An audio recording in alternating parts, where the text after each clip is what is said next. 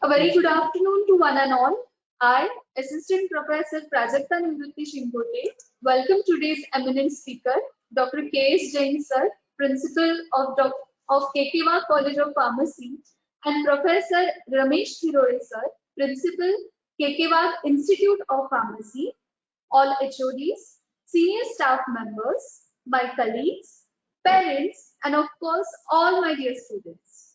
Today, we are here for a jointly organized webinar on career opportunities after 12th science, degree and diploma pharmacy admissions, importance of MHTCT, and information on government scholarships. In this webinar, the parents and students will be guided regarding the preparation, format, schedule, syllabus, fees, and scheme of MHTCT examination. Further, the students and parents will also be guided on how to select a career for a bright future. For delivering the talk, we have an expert panel with us.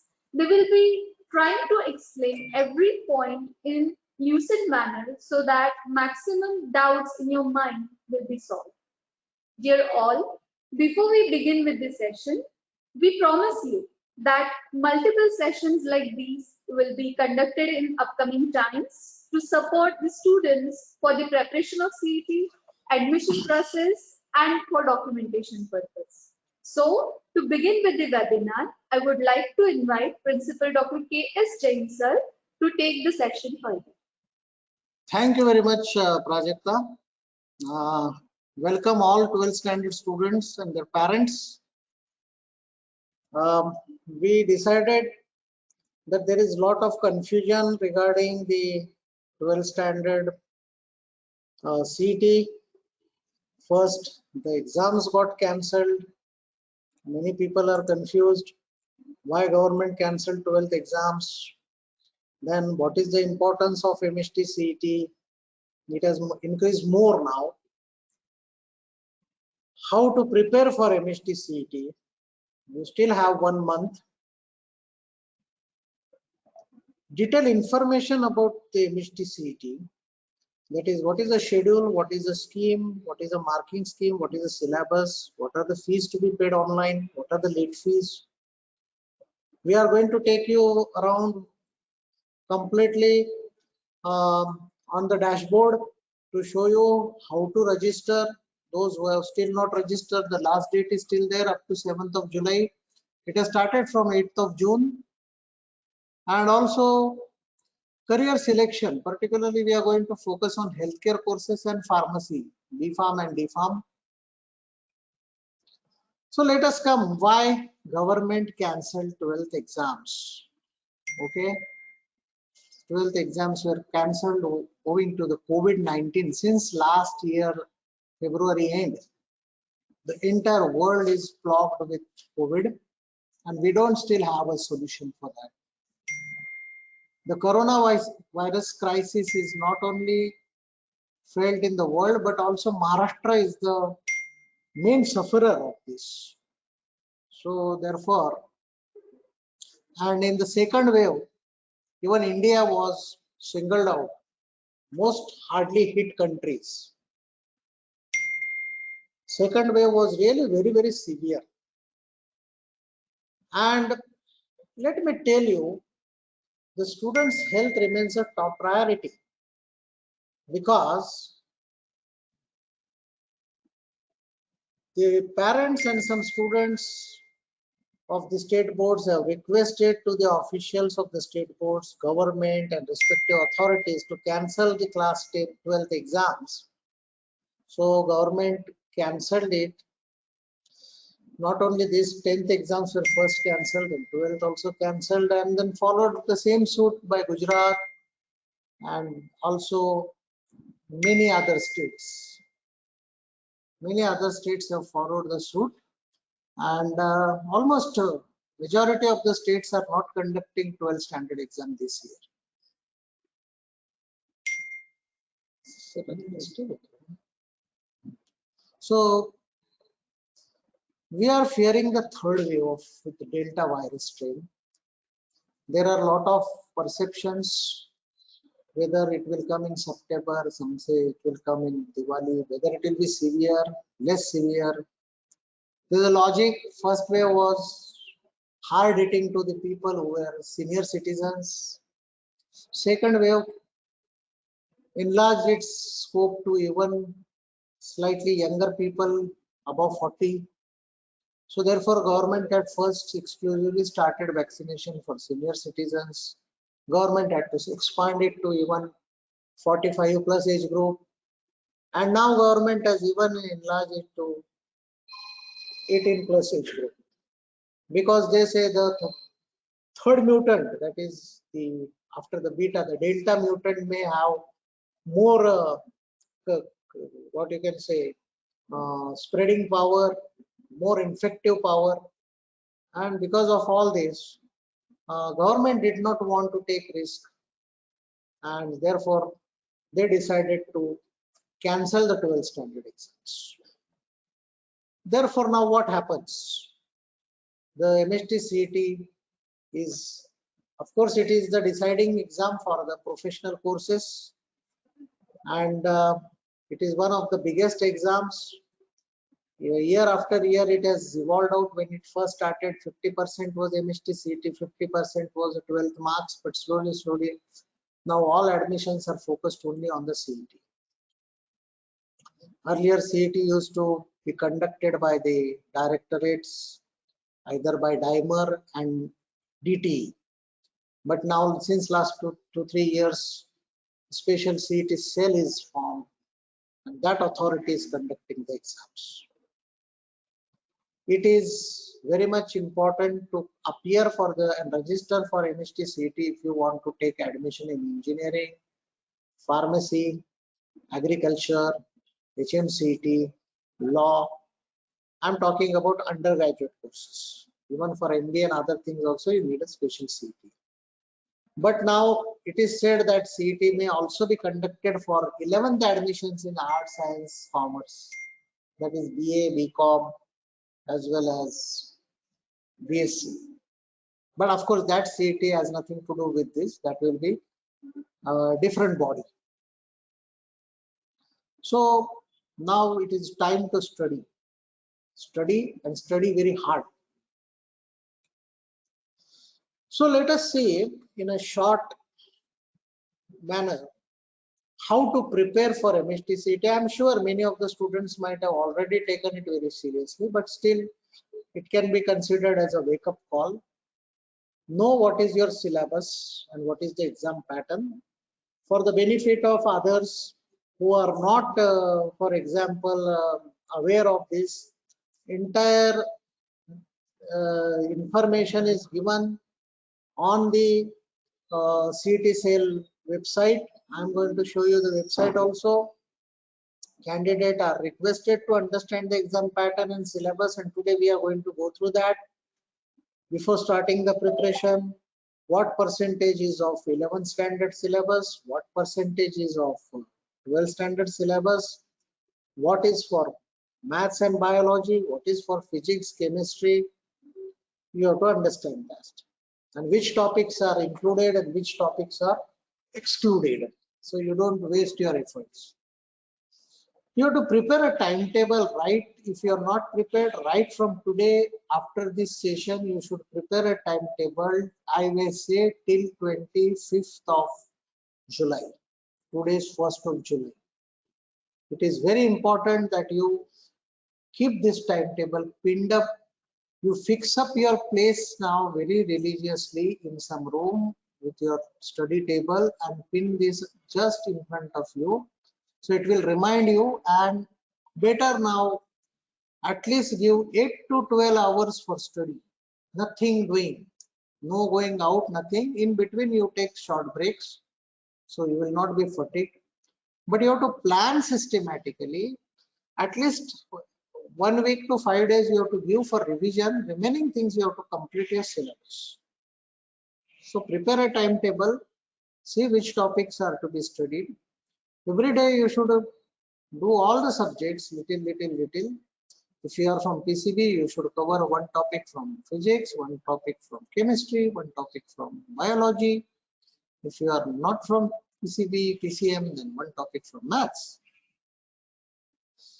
You have to also understand what is the study material, right? Books and study material is very important element, and proper selection is very important. Actually, you are having Maharashtra Rajya Patya Pustak Nirmiti or Abhyasakram Sanshodhan Mandal books are there with you, but you also need to procure sets of question papers which are available in the market as well as on the net, and particularly past 2-3 years, what you can say, question papers, and preferably MCQ types, because this time this is going to be computer based test or online test, and so it will not be possible to type all the, what you can say, elaborate answers.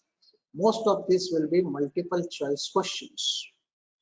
So these are the materials available. You have to also get as many sample papers, and also you have to join some mock tests. They are also available on the net.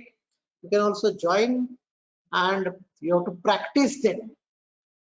Okay, online test series.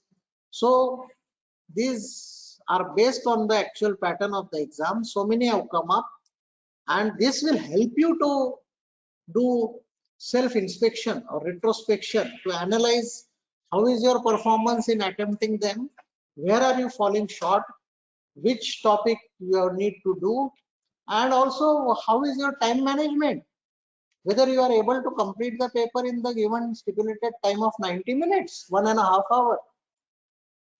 So everything, you are going on a war, you have to go in a planned fashion. And most importantly, even if you do everything, unless and until you don't revise and practice it, you will not become perfect. Practice makes you perfect. Practice puts you at ease and makes you very comfortable. So you really need to, focus your place, fix your place now onwards. Your mummy, daddy should support you.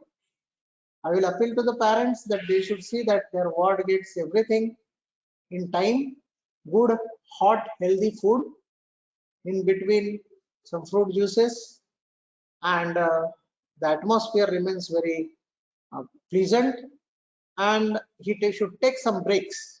Like you see the Byju's advertise, that mother is telling, now take some break. So scientifically also it has been proven that maximum 2.5 to 3 hours if you study, you have to give a break of 15 minutes. Go on a stroll, go out in the drawing room, go out in the garden, go out a little bit in the open air, breathe properly, slightly relax, and come back. You have to plan everything, your lunch timing, your bath timing, your sleeping timing, and you will see this, besides your intelligence, all this planning will help you a lot. You will be a different lot altogether. So this online CBT, computer based test, is for the admission of full-time 4-year course, degree course for engineering, technology like HMCT, pharmacy, agriculture. All the brochures are out for the current academic year. This is the website, please note down. Many people are already knowing this. You should regularly be checking this website. Now, the registration process is already started on 8 June and it's going to end on 7 July. If you miss the bus, still you can spend additional late fee of 500 and still go up to 15th of July up to 12 p.m. or 7 July is the last date up to 12 p.m. That is 12 afternoon. Don't miss it, because it is very, very necessary. Whatever quota you want to take admission, management quota or through cap round, government quota. If you don't have non-zero score and if you have not appeared in the CET, you don't have registration number, you will not be eligible. The payment should be made by online mode. Okay, payment should be made by online mode.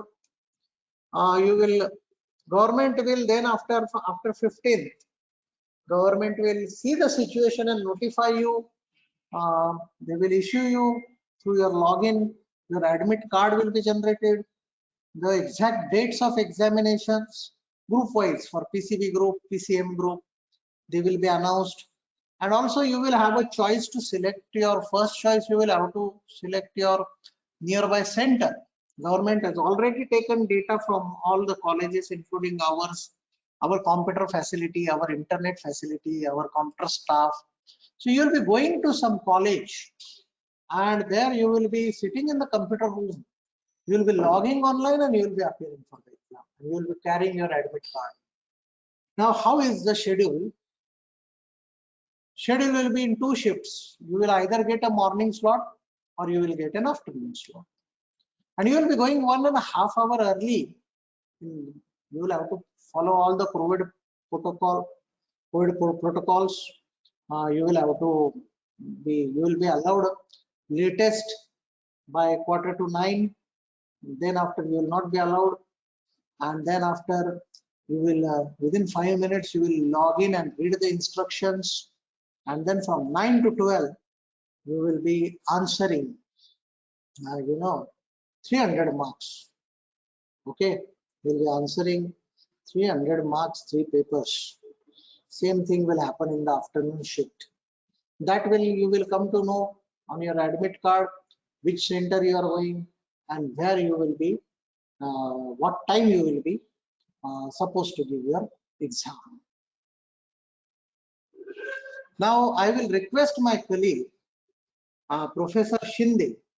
He will give you the organogram of the registration process, and then he will take you to the exact port, means he will simulate the exact what you can say, the windows of each and every 9 steps, and I will explain you with animations how you have to register. If you are not registered, all those who have missed it.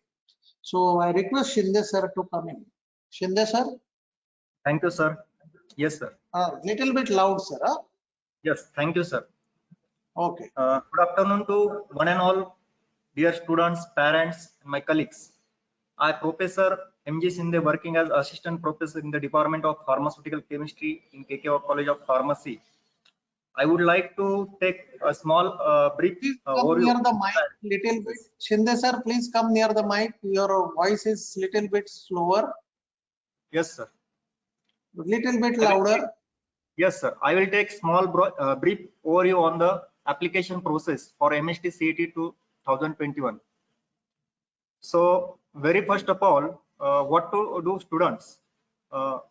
सर्वात प्रथम मुलांनी काय करायचं आहे, तर application process साठी पहिल्यांदा तर ब्राउझर आपल्याला चॉईस करायचा आहे, आयदर गुगल क्रोम किंवा मोझिला फायरफॉक्स आपल्याला ओपन करायचं आहे. त्यानंतर आपल्याला या ठिकाणी URL च्या ठिकाणी आपल्याला साईटचा ऍड्रेस टाकायचा आहे, दॅट इज https://mhtcet2021.mhcet.org. हा रजिस्टर केल्यानंतर आपल्याला एक डॅशबोर्ड त्या ठिकाणी ओपन होणार आहे. त्या ठिकाणी आपल्याला स्टुडंटला लॉग इन करायचं आहे. लॉग इन साठी विद्यार्थ्याला त्या ठिकाणी आपली काही माहिती त्या ठिकाणी द्यायची आहे, पर्सनल माहिती त्या ठिकाणी द्यायची. विद्यार्थ्याचं 10वी 12वी प्रमाणाचे नाव द्यायचं आहे, आई आणि वडिलांचं नाव त्या ठिकाणी द्यायचं आहे, मोबाईल नंबर द्यायचा आहे. त्यानंतर विद्यार्थ्याचा एक ऍप्लिकेशन आयडी त्या ठिकाणी जनरेट होणार आहे. त्यासाठी एक पासवर्ड सुद्धा आपल्याला सेट करायचा आहे, तो OTP ने व्हेरीफाय करायचा आहे. जो काही मोबाईल नंबर आपण या ठिकाणी देणार आहोत, तो मोबाईल नंबर असा असला पाहिजे का तो आपल्या हातात नेहमी वापरता असला पाहिजे. म्हणजे कुठला पण OTP त्या ठिकाणी येणार आहे, तो OTP त्या मोबाईल नंबरवर येईल आणि आपल्याला प्रोसेस करताना तो सोपा जाईल. एकदा का आपण आपली पर्सनल डिटेल दिली तर त्यानंतर आपल्याला स्टेप 2 साठी जायचंय, ज्यामध्ये आपल्याला आपला डोमेसाईल आणि कॅटेगरी मेन्शन करायची. डोमेसाईल आणि कॅटेगरी मध्ये जनरली आपण महाराष्ट्राचे रहिवासी असेल तर आपल्याला त्या पद्धतीने सर्व मेन्शन करायचे आहे. अदर दॅन महाराष्ट्र असेल तर त्या ठिकाणी आपल्याला ती माहिती त्या ठिकाणी भरायची आहे. त्यानंतर आपल्याला आपलं क्वालिफिकेशन डिटेल द्यायचं आहे. हे तुम्हाला 10वी आणि 12वीची तुमची जी काही उपलब्धी असेल त्या ठिकाणी तुम्हाला मेन्शन करायची, तुमचे जे काही ग्रुप्स वगैरे जे असतील त्या ठिकाणी तुम्हाला डिटेल माहिती द्यायची आहे.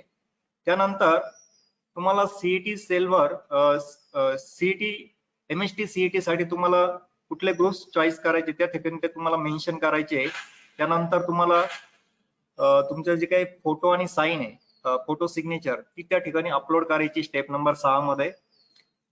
त्याचबरोबर काही रिक्वायर्ड डॉक्युमेंट जसे ID प्रूफ आहे, आयडेंटिटी कार्ड वगैरे असेल, आधार कार्ड असेल, ते तुम्हाला त्या ठिकाणी चॉईस करायचं आणि ते सॉफ्ट कॉपी त्या ठिकाणी तुम्हाला अपलोड करायची. त्यानंतर त्याचा प्रिव्ह्यू घ्यायचा आहे. स्टेप नंबर 8 मध्ये आपण प्रिव्ह्यू घेणार आहे आपल्या ऍप्लिकेशन फॉर्मचा. तो आपल्याला व्यवस्थित व्हेरीफाय करायचा, त्यानंतर व्हॅलिडेट करायचा तो स्टेप नंबर 9 मध्ये. आणि नंतर पुढची स्टेप आहे ऍप्लिकेशन फी, म्हणजे अर्जाची फी आपल्याला त्या ठिकाणी पे करायची. कॅटेगरीनुसार आपल्याला त्या ठिकाणी पे करायची. त्यासाठी वेगवेगळे ऑनलाईन पेमेंट मोड तुम्हाला दिलेले असणार आहे. एकदा का तुम्ही पेमेंट फी भरली तर त्यानंतर तुम्हाला तुमच्या अर्जाची प्रिंटआउट घ्यायची. आता या ठिकाणी एक गोष्ट लक्षात घ्यायची, विद्यार्थ्यांनी सपोज आपला ग्रुप चॉईस केलेला असेल PCM PCB. एखाद्या वेळेस काय होतं का विद्यार्थ्याला नंतर असं वाटलं का आपल्याला PCM बरोबर मला PCB ला पण जायचंय, तर विद्यार्थी परत या ठिकाणी परत स्टेप नंबर 12 मध्ये त्या ठिकाणी ग्रुप चेंज करू शकतो, ग्रुप ऍड करू शकतो. त्यासाठी लागणारी जी फी असेल त्या ठिकाणी तो भरू शकतो आणि त्यानंतर तो फॉर्म एडिट करून तो पुन्हा एकदा त्याची प्रिंटआउट त्याला घ्यायची. जो काही आपला ऍप्लिकेशन फॉर्म त्या ठिकाणी तयार होईल याची सॉफ्ट कॉपी ऍज वेल एज हार्ड कॉपी विद्यार्थ्याला सोबत ठेवायची किंवा बाळगायची आहे. नेक्स्ट, आता मी थोडक्यात जी काही अर्जाची प्रक्रिया आपण थोडक्यात ब्रीफ ओव्हरव्ह्यू बघितला, त्याला मी एक डिटेल थोडक्यात सर्व ज्या स्टेप्स आहेत त्या थोडक्यात मी मेन्शन करतो इथे. सर्वात प्रथम विद्यार्थ्याला काय करायचं आहे का त्याला इंटरनेट ब्राउझर त्या ठिकाणी ओपन अप करायचं आहे. आयदर गुगल क्रोम असेल, मोझिला फायरफॉक्स असेल किंवा इंटरनेट एक्सप्लोरर व्हर्जन 9 पेक्षा जी वरची असेल ती त्या ठिकाणी ओपन करायची. आणि त्यानंतर URL च्या ठिकाणी इथे साईट मेन्शन करायची, दॅट इज https://mhtcet2021.mahacet.org. या ठिकाणी टाकल्यानंतर हा डॅशबोर्ड त्या ठिकाणी ओपन होणार आहे. या डॅशबोर्डवर आपल्याला व्यवस्थित त्याच्यावर बघायचं आहे. या ठिकाणी 2 टॅब तुम्हाला दिलेले असणार आहे, न्यू रजिस्ट्रेशन किंवा ऑलरेडी रजिस्टर्ड कॅन्डिडेट. तर या ठिकाणी काय करायचं, विद्यार्थ्याला न्यू रजिस्ट्रेशन वर लॉग इन करायचं, क्लिक करायचंय. न्यू रजिस्ट्रेशनचं बटन दाबलं का आपण नव्याने या ठिकाणी आपला ऍप्लिकेशन फॉर्म साठी आपण रजिस्ट्रेशन करतोय. आता एकदा का तुम्ही क्लिक केलं तर तुम्ही पुढच्या स्टेपला जाल. त्या ठिकाणी तुम्हाला तुमची पर्सनल माहिती द्यायची आहे. म्हणजे तुम्ही नवीन रजिस्ट्रेशन तुम्ही करणार आहात. न्यू रजिस्ट्रेशन हा जो टॅब आहे, बटन हे तुम्ही दाबलं तर पुढे जाऊन तुम्हाला एक विंडो ओपन होणार आहे. नवीन डॅशबोर्ड तुम्हाला त्या ठिकाणी मिळणार आहे. तर ह्या डॅशबोर्डवर पुढे जाण्याच्या अगोदर तुम्हाला काही सूचना दिलेल्या आहेत.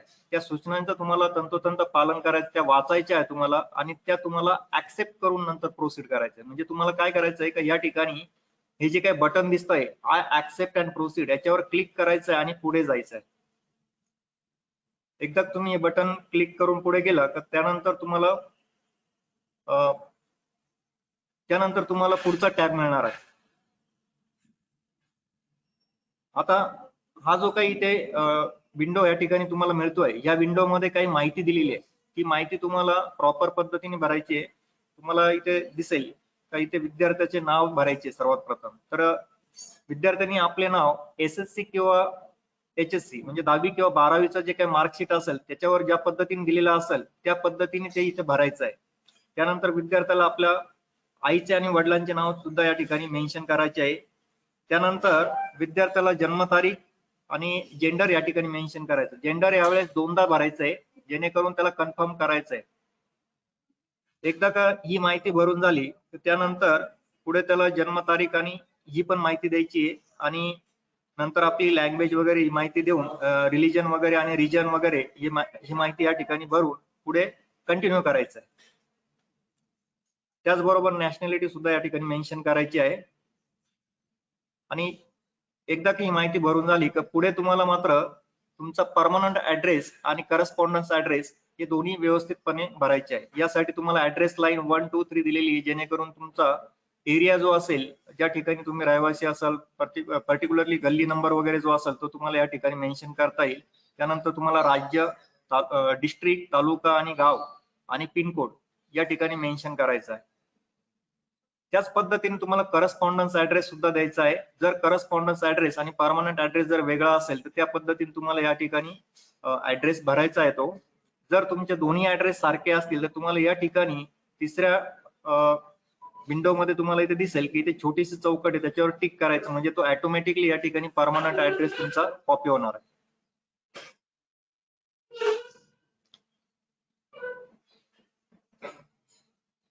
यानंतर तुम्हाला पुढच्या याच्यावर जायचं आहे. त्या ठिकाणी तुम्हाला अतिशय महत्वाची सूचना या ठिकाणी तुम्हाला मोबाईल नंबर आणि ईमेल आयडी ची नोंद करायची आहे. आता कॅन्डिडेटला एक रिक्वेस्ट आहे की त्यांनी त्याचा मोबाईल नंबर तो देताना काळजीपूर्वक द्यायचा आहे, जेणेकरून जो मोबाईल नंबर कॅन्डिडेटच्या नियमित वापरात असेल किंवा कुठल्या प्रकारचा जो ओटीपी आपल्याला जनरेट होणार आहे तो ओटीपी या नंबरवर जाणार आहे, त्याच्यामुळे हा नंबर आपल्याला काळजीपूर्वक द्यायचा आहे. त्याचबरोबर ईमेल आयडी सुद्धा आपल्याला काळजीपूर्वक द्यायचा आहे. आणि त्यानंतर विद्यार्थ्याला एक पासवर्ड सेट करायचा आहे. तो पासवर्ड सेट करत असताना काही सूचनांचं पालन करायचं आहे. पासवर्ड हा साधारण 8 ते 13 कॅरेक्टर मध्ये असावा. पासवर्ड मध्ये एक अल्फाबेट, एक कॅपिटल लेटर, एक स्मॉल लेटर, त्यानंतर न्यूमरिकल व्हॅल्यू आणि एक स्पेशल कॅरेक्टर त्या ठिकाणी असावं. पासवर्ड या ठिकाणी टाकल्यानंतर तोच पासवर्ड पुन्हा विद्यार्थ्याला या ठिकाणी रिपीट करायचा आहे. साधारण 8 ते 13 कॅरेक्टरचा जो पासवर्ड जो असेल तुमचा तो तुम्ही ते टाकल्यानंतर तो तुम्हाला रिपीट करायचा आहे. म्हणजेच तुम्हाला काय करायचं आहे का तो कन्फर्म करायचा. तो तुमचा मॅच झाला तर तुम्हाला तो ऑटोमॅटिकली घेणार आहे आणि सेव्ह आणि प्रोसीड करून तुम्हाला पुढे जायचंय. आता त्यानंतर तुम्हाला एक ओटीपी जनरेट होणार आहे. सीईटी सेल तुम्हाला काय करणार का एक ओटीपी देणार. तो ओटीपी तुमच्या मोबाईल नंबरवर येणार आहे.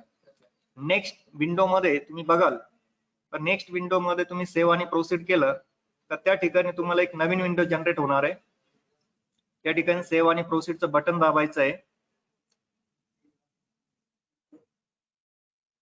एकदा का तुम्ही सेव्ह आणि प्रोसीडला क्लिक केलं, बटन दाबला, पुढच्या विंडोला तुम्ही याल.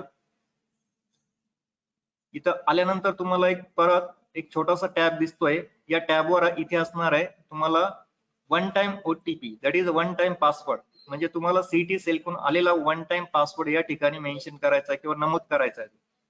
आणि हा जो पासवर्ड आहे या ठिकाणी टाकल्यानंतर तुम्हाला व्हेरीफाय ओटीपी म्हणून एक टॅब आहे, त्याच्यावर तुम्हाला क्लिक करायचंय, प्रोसीड करायचंय.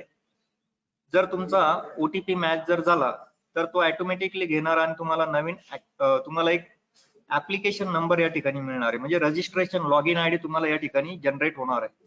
जर सपोज तुमचा ओटीपी जर व्हेरीफाय होत नसेल तुम्ही रिसेंड ओटीपी सुद्धा करू शकतात. म्हणजे रिसेंड ओटीपीचं जे बटन आहे त्याच्यावर जर दाबलं तर परत एकदा नव्याने तुम्हाला ओटीपी येऊ शकतो. तो तुम्हाला कन्फर्म करायचा आणि त्यानंतर ऍप्लिकेशन नंबर तुम्हाला मिळणार आहे. हा ऍप्लिकेशन नंबर मिळाल्यानंतर विद्यार्थ्याला प्रोसीड आणि प्रोसीड करायचं म्हणजे पुढे जायचंय आणि ऍप्लिकेशन फॉर्म भरण्यासाठी ज्या पुढे सूचना मिळणार आहे त्या आपल्याला कंप्लीट करायच्या. आता या ठिकाणी या बटनवर क्लिक केलं, proceed to complete application form, तर काही सूचना तुम्हाला परत या ठिकाणी मिळणार आहे. आता या सूचनांमध्ये काही महत्वाच्या नोंदी बघा तर असं लक्षात येत आहे का ऍप्लिकेशन नंबर आणि पासवर्ड हा जो काय असेल तो विद्यार्थ्यांनी व्यवस्थित कुठेतरी नोंद करून ठेवायचा आहे. आणि शक्यतो हा पासवर्ड कोणाला डिस्क्लोज करायचा नाहीये, कारण असा पासवर्ड कोणाला डिस्क्लोज झाला आणि तुमची काही महत्वाची इन्फॉर्मेशन चोरीस गेली त्याला सीईटी सेल जबाबदार नसणार आहे. त्याच्यामुळे कॅन्डिडेटने आपला पासवर्ड व्यवस्थित प्रोटेक्ट करायचा आहे. जर वाटलं कॅन्डिडेट त्याचा पासवर्ड बदलू शकतो. त्यासाठी कॅन्डिडेटला परत आपला लॉग इन करावं लागेल, आपला मोबाईल नंबर आणि पासवर्ड तो बदलू शकतो या ठिकाणी. आता काही महत्वाच्या गोष्टी या ठिकाणी, जर सपोज नोंद करत असताना म्हणजे जर आपण ऍप्लिकेशन फॉर्म भरायला गेलो आणि त्यानंतर जर आपला ऍप्लिकेशन नंबर आपल्याला आठवत नसेल किंवा आपला पासवर्ड जर आपण विसरलो तर या ठिकाणी दोन प्रक्रिया आपण करू शकतो. पहिली प्रक्रिया म्हणजे काय, तर ऍप्लिकेशन नंबर जर आपण विसरलेला असेल तर या ठिकाणी आपल्याला काय आहे का एक जो काही विंडो तयार होतोय त्या विंडो मध्ये या ठिकाणी एक छोटस हे दिलेलं आहे. त्या ठिकाणी म्हटलेलं आहे I can't access my account. त्याच्यावर क्लिक करायचं आहे. त्याच्यावर जसं तुम्ही क्लिक कराल कंटिन्यूचं एक बटन येईल. कंटिन्यू केल्यानंतर तुम्ही पुढच्या विंडोला याल या ठिकाणी आणि आपल्याला काही माहिती भरायची. नेक्स्ट मध्ये जर तुम्ही बघितलं नेक्स्ट विंडोला ऍप्लिकेशन नंबर जसं तुम्ही फॉरगेट होता तसं पासवर्ड सुद्धा तुम्ही फॉरगेट होऊ शकता. त्यावेळेस देखील तुम्हाला तसंच करायचं आहे. I can't access my password त्याच्यावर क्लिक करायचं आणि कंटिन्यू करायचं आहे. नेक्स्ट विंडो मध्ये तुम्ही बघाल आता. Next slide. इथे तुम्ही तुमच्या लक्षात आलं असेल की या ठिकाणी काही माहिती आपल्याला भरायची, म्हणजे फॉरगेट ऍप्लिकेशन नंबर जर आपण क्लिक केलेला असेल, I can't access my application नंबरवर जर आपण क्लिक केलं तर या ठिकाणी आपल्याला एक माहिती भरायची आहे. Candidate name, father's name, mother's name आणि जन्मतारीख या ठिकाणी आपल्याला परत एकदा उल्लेख करायचा आणि त्याला सबमिट करायचं. सबमिट केल्याबरोबर पुन्हा एकदा आपला ऍप्लिकेशन नंबर जो असेल तो रिट्राईव्ह होईल, तो परत रिजनरेट होईल. त्याच पद्धतीने आपण फॉरगेट पासवर्ड सुद्धा करू शकतो. फॉरगेट पासवर्डला सुद्धा आपल्याला त्याच पद्धतीने जायचं आहे. नेक्स्ट. इथे जसं मी पहिले सांगितलं होतं I can't access my account, त्याच पद्धतीने पासवर्डच्या बाबतीत सुद्धा आपल्याला इथे असेल तर तुम्हाला इथे क्लिक करायचं आहे आणि त्यानंतर कंटिन्यू करायचं आहे. कंटिन्यू केल्यानंतर परत एकदा तुम्हाला या ठिकाणी जन्मतारीख द्यायची आणि त्यानंतर कंटिन्यू क्लिक करायचं आहे आणि नव्याने तुम्हाला या ठिकाणी ओटीपी येणार आहे. तो ओटीपी या ठिकाणी तुम्हाला मेन्शन करून तुमच्या ऍप्लिकेशन लॉग इन आयडी ला जायचं आहे. हा ओटीपी या ठिकाणी तुम्हाला भरायचा आहे. तो ओटीपी भरल्यानंतर तुम्ही परत तुमच्या ऍप्लिकेशन म्हणजे लॉग इन आयडी ला तुम्ही जाल. आता एकदा तुम्ही कंटिन्यू केलं आणि इथे तुम्हाला जो ओटीपी आलेला आहे तो ओटीपी या ठिकाणी मेन्शन केला, त्याला सबमिट केलं का रिसेट पासवर्ड म्हणून या ठिकाणी येईल आणि या ठिकाणी तुम्हाला काय करायचं आहे की तुम्हाला नव्याने पासवर्डची नोंद करायची. जसं मी पहिल्यांदाही तुम्हाला सांगितलं होतं 8 ते 13 कॅरेक्टर मध्ये तुम्ही तुमचा पासवर्ड तुम्ही रिसेट करू शकता. तोच पासवर्ड पुन्हा या ठिकाणी रिपीट करून टाकायचा आहे.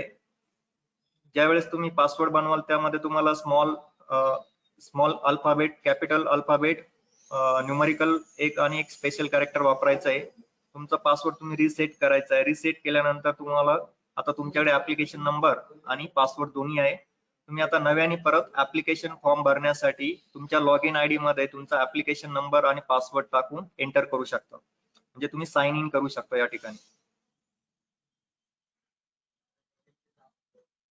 साइन इन केल्यानंतर आता आपल्या समोर जी विंडो ओपन झालेली, या विंडो मध्ये तुम्हाला इथे दिसत आहे टोटल 9 स्टेप्स दिसत आहे या ठिकाणी आणि पहिली स्टेप ही हिरव्या रंगामध्ये दिसते, म्हणजे कंप्लीट झालेली दिसते. ती पहिली स्टेप आपली जी रजिस्ट्रेशनची होती, जे प्रायमरी रजिस्ट्रेशन आपण या ठिकाणी केलेलं आहे, म्हणजे ऍप्लिकेशन नंबर जनरेट करणे किंवा पासवर्ड जनरेट करणे या ठिकाणी आपली झालेली.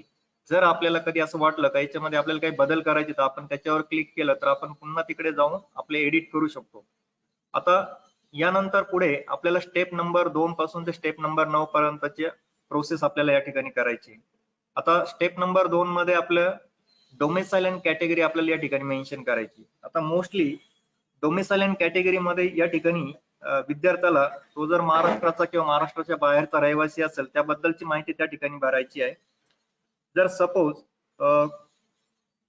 तो कॅटेगरी भरत असताना विद्यार्थी ओपन कॅटेगरीतून भरत असेल आणि त्याचं उत्पन्न जर 8 लाखाच्या आत असेल तो ईडब्ल्यूएस साठी इलिजिबल असू शकतो. तर त्यावेळेस त्याला ईडब्ल्यूएस ला अप्लाय करायचं आहे किंवा नाही हे त्यांनी ठरवायचं आहे. आणि तो जर ऍप्लिकेशन करत असेल, येस तो जर म्हणत असेल तर त्या ठिकाणी त्याच्याकडे ईडब्ल्यूएस सर्टिफिकेट आहे की नाही हे त्या ठिकाणी त्याला नमूद करायचं आहे. सपोज त्याच्याकडे आता अवेलेबल नाही परंतु तो नंतर देऊ शकत असेल त्या ठिकाणी त्याला तसं मेन्शन करायचं आहे. त्याच धर्तीवर त्याला एससी एसटी इतर विद्यार्थी जर सपोज दुसऱ्या कॅटेगरीचे असेल एससी एसटी त्यांना त्या पद्धतीने आपली कॅटेगरी त्या ठिकाणी नमूद करायची. त्या ठिकाणी लागणारे जे काही डॉक्युमेंट्स असतील कास्ट सर्टिफिकेट वगैरे ते त्याच्याकडे अवेलेबल आहे किंवा नाही हे त्या ठिकाणी मेन्शन करायचं आहे.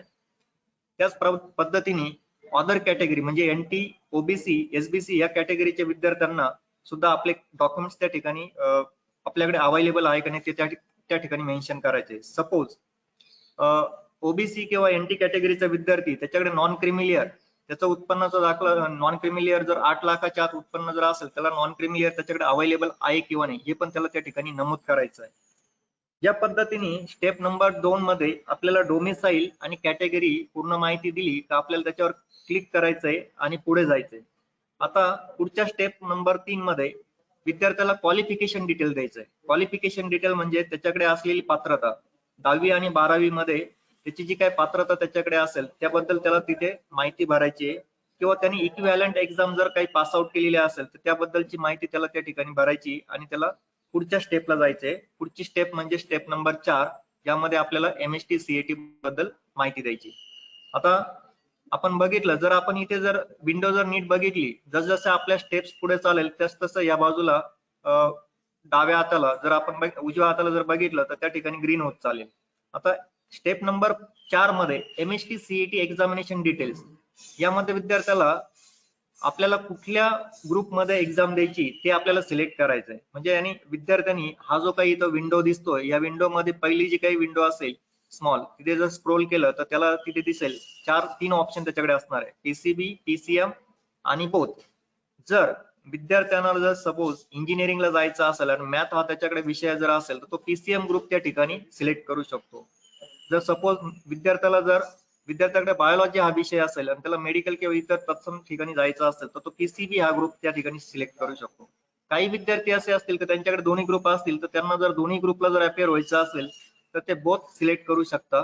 या ठिकाणी एकदा का विद्यार्थ्यांनी ग्रुप सिलेक्ट केला त्यानंतर त्याला लँग्वेज ऑफ एक्झामिनेशन, म्हणजे त्याला कोणत्या लँग्वेज मध्ये एक्झाम द्यायची तर इंग्लिश मीडियम त्या ठिकाणी सिलेक्ट करायचं आहे.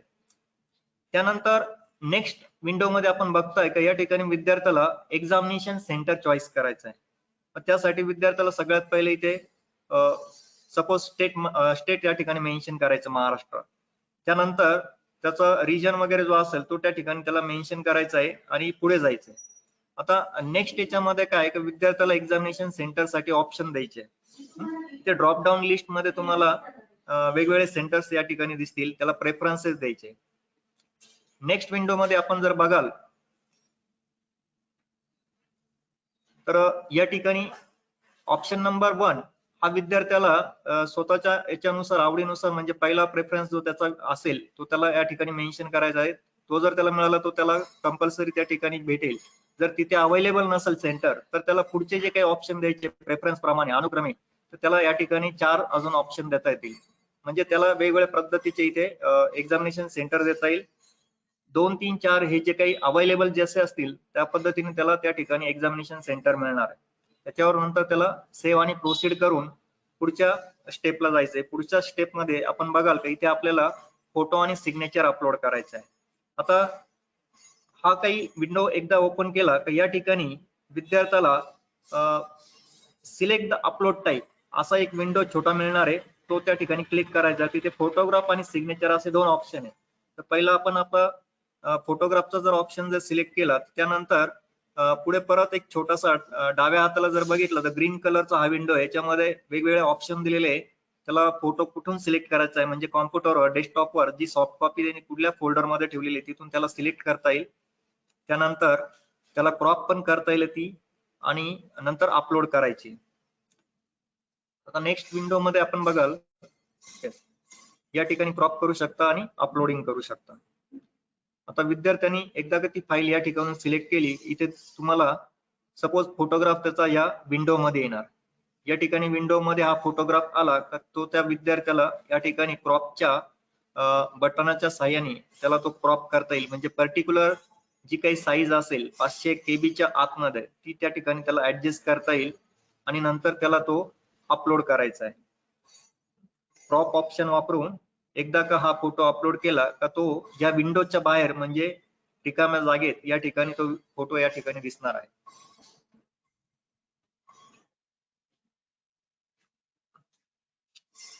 जर आपण इथं बघितलं या विंडो मध्ये हा फोटोग्राफ अपलोड केल्यानंतर तो बाहेर इथे या ठिकाणी दिसतोय, बरोबर. आता ज्या पद्धतीने आपण फोटोग्राफ अपलोड केलाय त्याच पद्धतीने सिग्नेचर सुद्धा विद्यार्थ्याला अपलोड करायची आहे. परत ड्रॉप डाऊन मध्ये या ठिकाणी अपलोड टाईप मध्ये जायचंय, त्या ठिकाणी सिग्नेचर वर क्लिक करायचंय आणि ज्या ठिकाणी आपल्या PC वर ज्या फाईल मध्ये असेल तिथून त्याला सिलेक्ट करायचंय आणि सिलेक्ट केल्यानंतर पुन्हा या ब्लॅक म्हणजे या काळ्या जागेवर या ठिकाणी ती सिग्नेचर आपल्याला दिसणार आहे, अपलोड होणार आहे. ती अपलोड झाल्यानंतर पुन्हा एकदा क्रॉपचं बटन वापरून आपल्याला तिला क्रॉप करायचं आहे.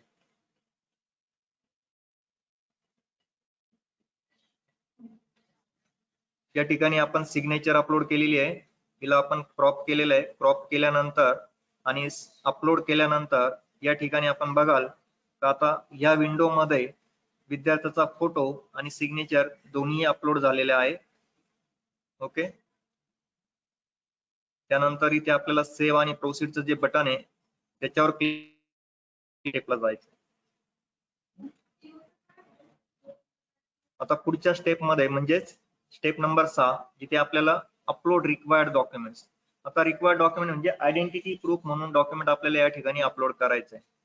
आता या ठिकाणी वेगवेगळ्या डॉक्युमेंटची लिस्ट दिलेली, तुम्ही आय कार्ड, तुमचं पॅन कार्ड वगैरे या ठिकाणी जे काही तुमचं आधार कार्ड वगैरे जे असेल या ठिकाणी तुम्ही सिलेक्ट करू शकता.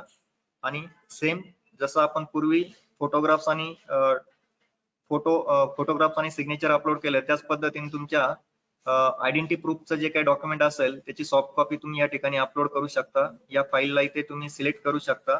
नंतर पुढे तुम्ही याला क्रॉप करू शकता आणि अपलोड करू शकता. अपलोड केल्यानंतर या ठिकाणी या विंडो मध्ये तुम्हाला ते दिसेल, क्रॉप साठी ते अवेलेबल असणार आहे. तुम्ही त्याला क्रॉप करू शकता आणि पर्टिक्युलरली क्रॉप केल्यानंतर अपलोडचं बटन तुम्हाला प्रेस करायचं आहे.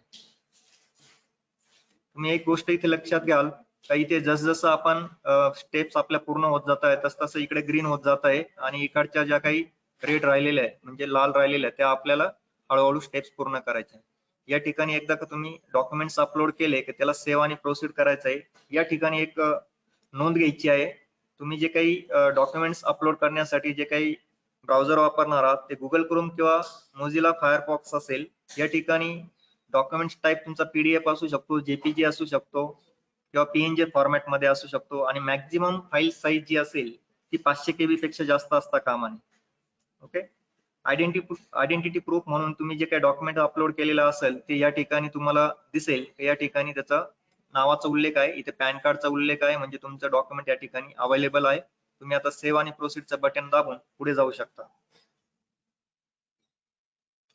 तर स्टेप नंबर 7 मध्ये या ठिकाणी आपल्याला काय करायचं आहे का आपला जो काही ऍप्लिकेशन फॉर्म आपण भरलेला आहे त्याला प्रिव्ह्यू करायचं आहे, त्याचं व्हेरिफिकेशन आपल्याला या ठिकाणी करायचं आहे. कॅन्डिडेटला एकदा का तो फॉर्म या ठिकाणी प्रिव्ह्यू झाला तर तो फॉर्म इंडिव्हिज्युअली चेक करायचा आहे.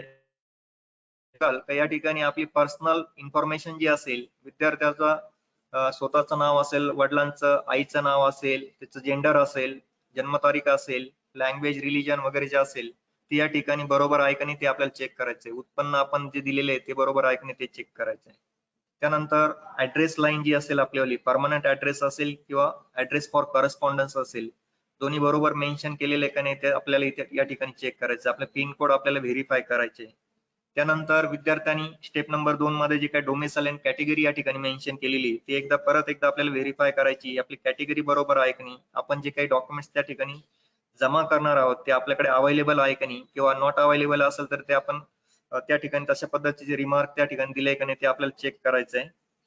त्यानंतर आपल्या क्वालिफिकेशन बद्दलची जी काही डिटेल्स असेल ते परत एकदा आपल्याला व्हेरीफाय करायचं आहे. आपले मार्क्स त्या ठिकाणी व्हेरीफाय करायचे. आपलं स्टेट त्या ठिकाणी ज्या ठिकाणून आपण पास आउट झालेलो त्या स्कूलचं नाव किंवा त्या ठिकाणचं राज्याचं नाव आपल्याला त्या ठिकाणी व्हेरीफाय करून नेक्स्ट स्टेपला जायचं आहे.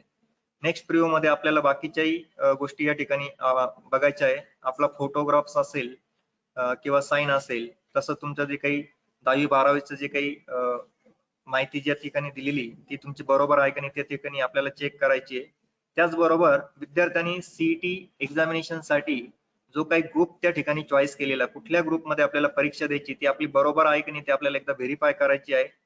सपोज हे सर्व झालं आणि जर विद्यार्थ्याला वाटलंच का आपल्याला अजून एखाद्या ग्रुपला परत रिअपेअर व्हायचं आहे तर मी जसं पहिले तुम्हाला एक जो काही तुमचा फ्लो चार्ट होता त्यामध्ये मी मेन्शन केलं होतं का स्टेप नंबर 12 मध्ये तो विद्यार्थी पुन्हा एकदा लॉग इन मध्ये जाऊन पुन्हा एकदा ग्रुप चेंज करू शकतो आणि पुन्हा जी काही ऍडिशनल फी असेल ती भरून पुन्हा एकदा फॉर्म मध्ये एडिट करू शकतो आणि त्याचा प्रिव्ह्यू बघू शकतो आणि नंतर प्रोसीड फॉर पेमेंट करू शकतो.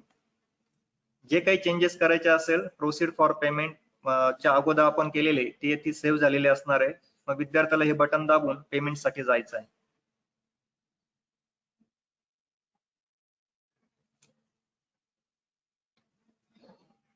आता प्रोसीड फॉर पेमेंट म्हणजे ऍप्लिकेशन फी. अर्जाची फी या ठिकाणी भरत असताना आपल्याकडे अनेक ऑप्शन इथे असणार आहे.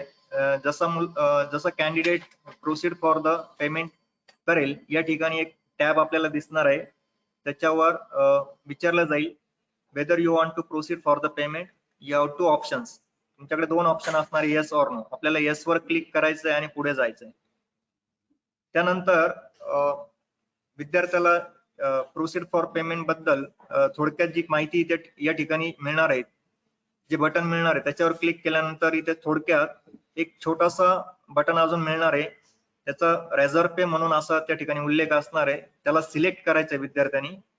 ते सिलेक्ट केल्यानंतर विद्यार्थ्याला विविध प्रकारचे पेमेंट जे गेटवे असतील, पेमेंट मोडचे जे काही गेटवे असतील त्या ठिकाणी जाता येणार. याला कंटिन्यू बटनवर क्लिक करायचं आहे आणि ज्या काही टर्म्स कंडिशन दिलेले असेल त्याला ऍग्री करायचं आहे आणि त्याला फॉरवर्ड व्हायचं आहे.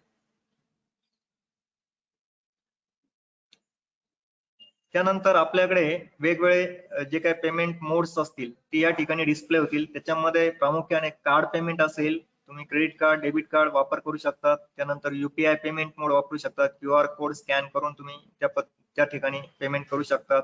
त्याच पद्धतीने नेट बँकिंग हा सुद्धा तुम्ही ऑप्शन त्या ठिकाणी वापरू शकतात. आता फॉर एक्झाम्पल विद्यार्थी जर कार्डने जर पेमेंट करत असेल तर सगळ्यात पहिल्यांदा त्याला कार्ड बद्दलची जी काही डिटेल्स असेल ती चेकआउट करायची. त्याच्यानंतर कार्डची माहिती त्या ठिकाणी प्रॉपर पद्धतीने भरायची. एक्सपायरी डेट असेल ती भरायची, त्या ठिकाणी CVV नंबर दिलेला असेल तो भरायचा आहे.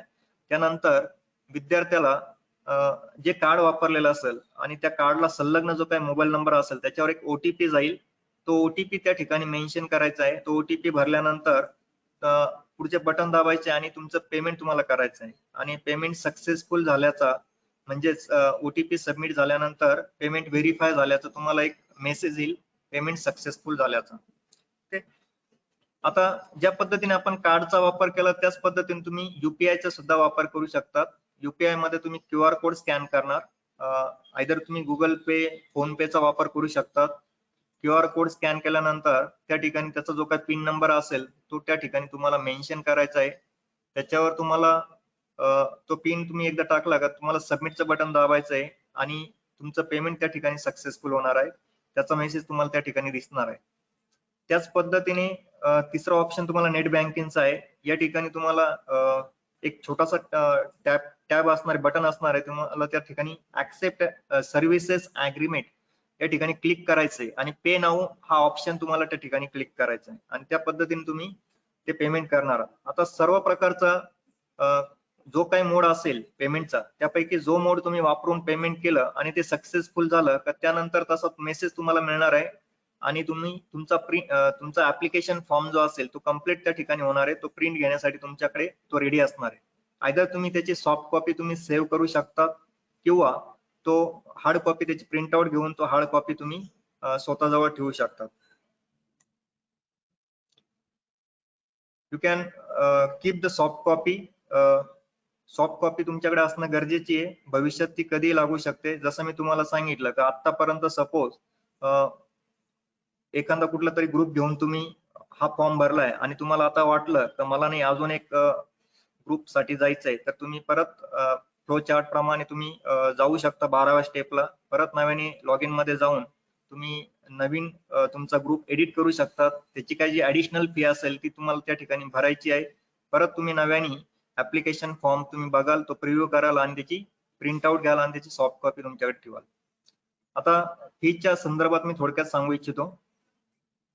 जर तुम्ही इथे बघितलं तर कॅटेगरी वाईज तुम्हाला या ठिकाणी फी आहे. PCM ग्रुप साठी जनरल कॅटेगरीला PCM आणि PCB दोन्ही ग्रुप साठी 800 रुपये फी आहे. कास्ट साठी मात्र ती 600 रुपये आणि PWD विद्यार्थ्यांसाठी ती 600 आहे. आता दिलेल्या तारखेनंतर म्हणजे लेट फी जर म्हणाल तर इथे लेट फी साधारण 500 रुपये, म्हणजे तुमची जी काही टोटल जी फी आहे जनरल कॅटेगरीची 800 त्याच्यामध्ये जर 500 अजून जोडले तर 1300 रुपये ही जनरल कॅटेगरीसाठी लेट फी असेल PCM आणि PCB ग्रुप साठी. कॅटेगरीच्या विद्यार्थ्यांसाठी मात्र ही 600 + 500 म्हणजे टोटल 1100 रुपये लेट फी असेल. सेम पद्धतीने ती PWD च्या विद्यार्थ्यांसाठी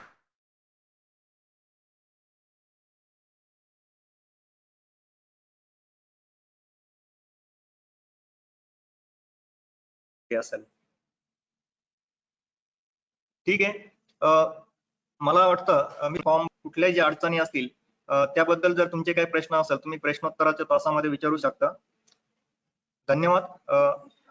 पुढील सेशनसाठी मी डॉक्टर अमृतकर सर यांना विनंती करेल की त्यांनी विद्यार्थ्यांना एक्झामिनेशन फी, एक्झामिनेशन स्कीम आणि मार्क्स याबद्दल आणि सिलेबस बद्दल थोडक्यात मार्गदर्शन करावे. थँक्यू. धन्यवाद.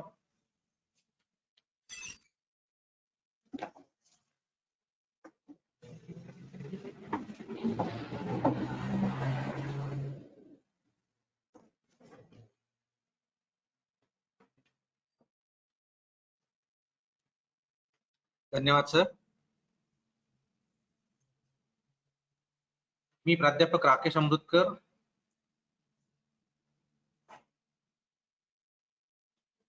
तुम्हाला एक्झामिनेशन स्कीम जी आहे सीईटी साठी त्याबद्दल थोडक्यात मार्गदर्शन करेल. जो पण क्वेश्चन पेपर किंवा तुमचा क्वेश्चन पेपर असणार आहे त्याचा सिलेबस हा Maharashtra state board of secondary and higher secondary education यांनी ठरवून दिलेल्या प्रमाणे असणार आहे सीईटीच्या एक्झाम साठी. त्यानंतर अप्रॉक्सिमेटली 20% हा जो सिलेबस असणार आहे हा 11वी सायन्सच्या आधारावर असणार आहे आणि 80% सिलेबस हा 12वी सायन्सच्या आधारावर असणार आहे. जो क्वेश्चन पेपर जो असणार आहे त्याचा सिलेबस या क्वेश्चन पेपर मध्ये कुठल्याही प्रकारची निगेटिव्ह मार्किंग नसणार आहे, परंतु त्याची जी डिफिकल्टी लेवल आहे ती पीसीएम ग्रुप साठीची जी आहे ती जेईई मेन या पद्धती एक्झामच्या पद्धतीनुसार असेल आणि जे काही पीसीबी ग्रुप साठी एक्झाम होणार आहे त्याची डिफिकल्टी लेवल ही नीटच्या आधारावर असणार आहे.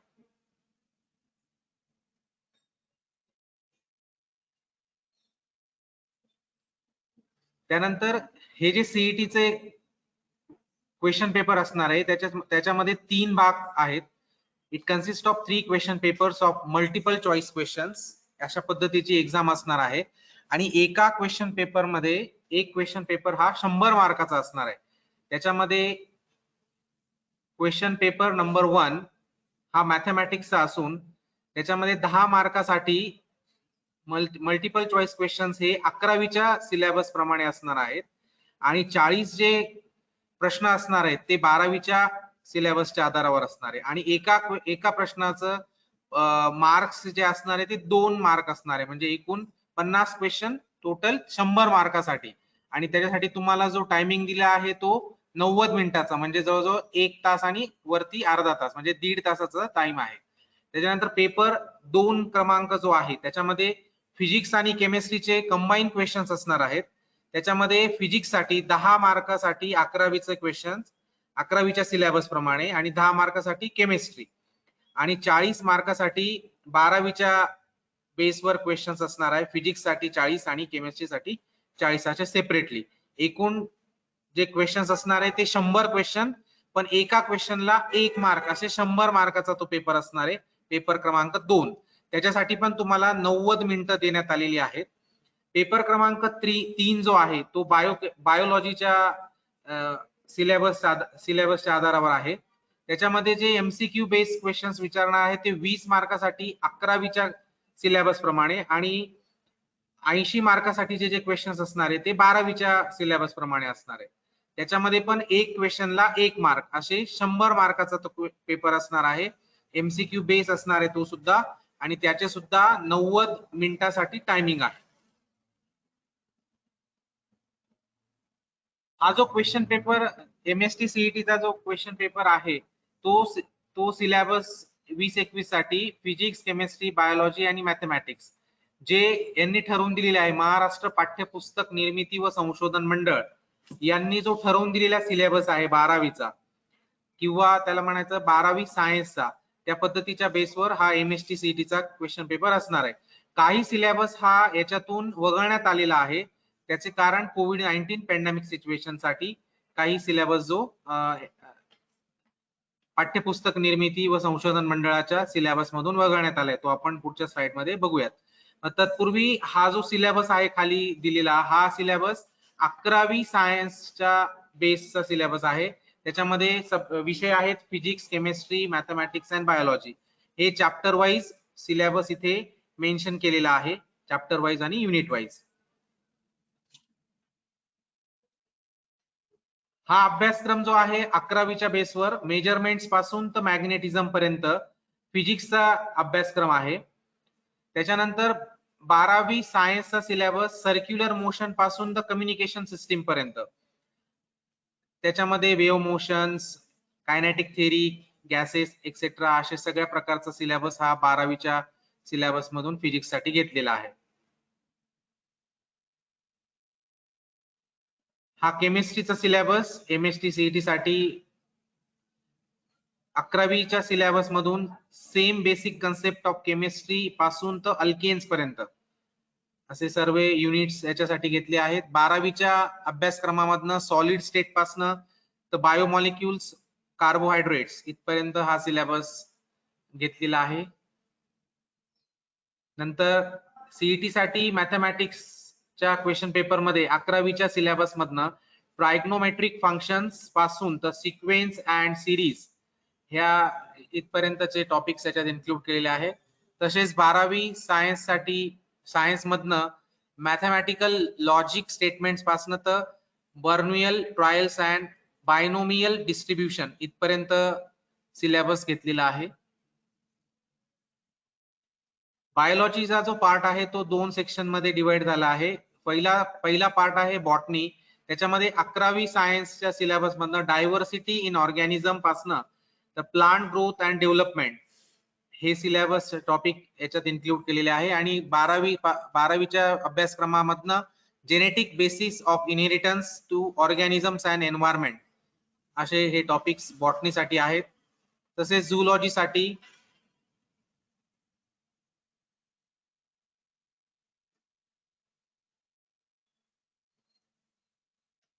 अकरावीच्या अभ्यासक्रमातनं organisation of cells to human respiration आणि 12वी विज्ञानामधनं origin and evaluation of life and organism and environmental 2.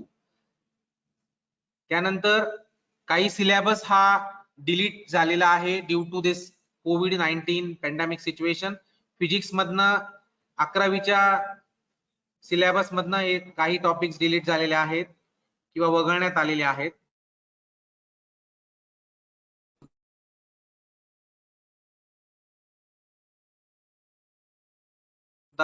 हे चॅप्टर्स वगळण्यात आलेले आहेत. तसेच प्रत्येक केमिस्ट्री मधनं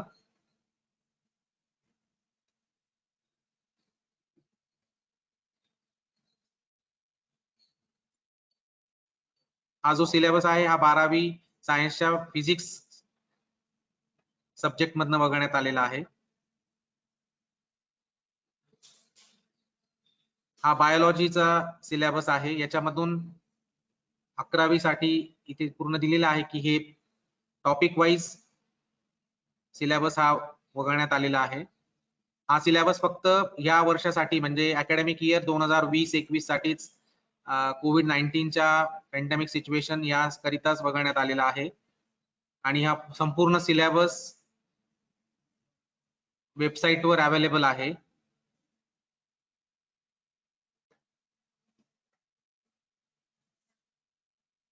हा मॅथमॅटिक्सचा सिलेबस 11वी सायन्सचा टॉपिक वाईज इथे दिलेला आहे. तसेच 12वी सायन्सचा सुद्धा काही टॉपिक्स आहेत की ते MST CET साठी ऍप्लिकेबल नाहीत किंवा वगळण्यात आलेले आहेत.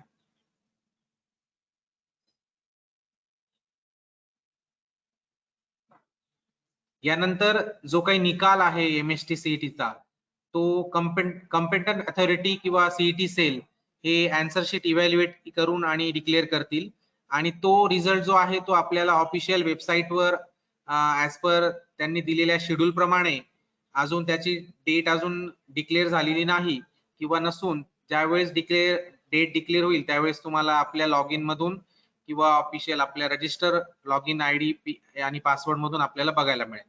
जर एखाद्या कॅन्डिडेटने जर ती एक्झाम दिली नसेल MST CET ची तर त्याच्या रिझल्ट मध्ये ABS it is consider as a absent असं कन्सिडर करण्यात येईल. यानंतर मी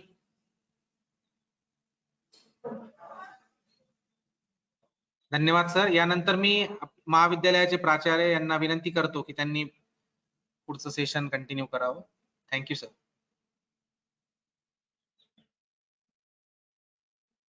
धन्यवाद अमृतकर सर. मला वाटतं बरीच विस्तृत माहिती तुम्हाला मिळाली. ऍप्लिकेशन कसं करायचं आहे, त्याशिवाय स्कीम कशी आहे सीईटीची, मार्क डिस्ट्रीब्युशन कसं आहे, कुठला सिलेबस आहे कुठला नाही आहे, कुठल्या सिलेबसला किती मार्क आहे, त्यामुळे तुम्हाला नियोजन करायला बऱ्याच लोकांना ऑलरेडी माहिती असेल हे, तरी पण आम्हाला असं वाटलं की एकदा घेऊया. आता तुम्हाला जर PCM ग्रुप आहे, इंजिनिअरिंग तुमच्यासाठी टॉप प्रायोरिटी असेलच, पण अन्य अनेक कोर्स करू शकतात. पण आपला आजचा फोकस हेल्थकेअर वर आहे. त्यामुळे आपण पहिले हे बघू की आपण करिअर कशासाठी म्हणतो, आपण का करिअरचं प्लॅनिंग करायचंय. फॉर एक्झाम्पल, जर तुमचं नॉर्मल सिच्युएशन असतं आणि तुम्ही तुमचे 12वीची परीक्षा, सीटी वगैरे सगळं झालं असतं आणि अजून ऍडमिशन राऊंडला वेळ असता, तर तुमचं सगळं आलेला शेण घालवायला जनरली आपण उन्हाळ्याच्या सुट्टीत कुठेतरी महिनाभर सुट्टी मिळते, कुठेतरी जातो हिल सेंटरला. समजा नाशिकहून आपण समजा दिल्लीला जाऊन तिथून शिमला, कुलू, मनाली असं काही करायचा प्लॅन असेल आपला, तर आपल्याकडे वेगवेगळे विकल्प आहेत. म्हणजे नाशिकहून दिल्लीला जायला आपण काही लोक फ्लाईटने सुद्धा अफोर्ड करू शकत असतील, फ्लाईटने जातील, फार शॉर्ट टाइमात जातील.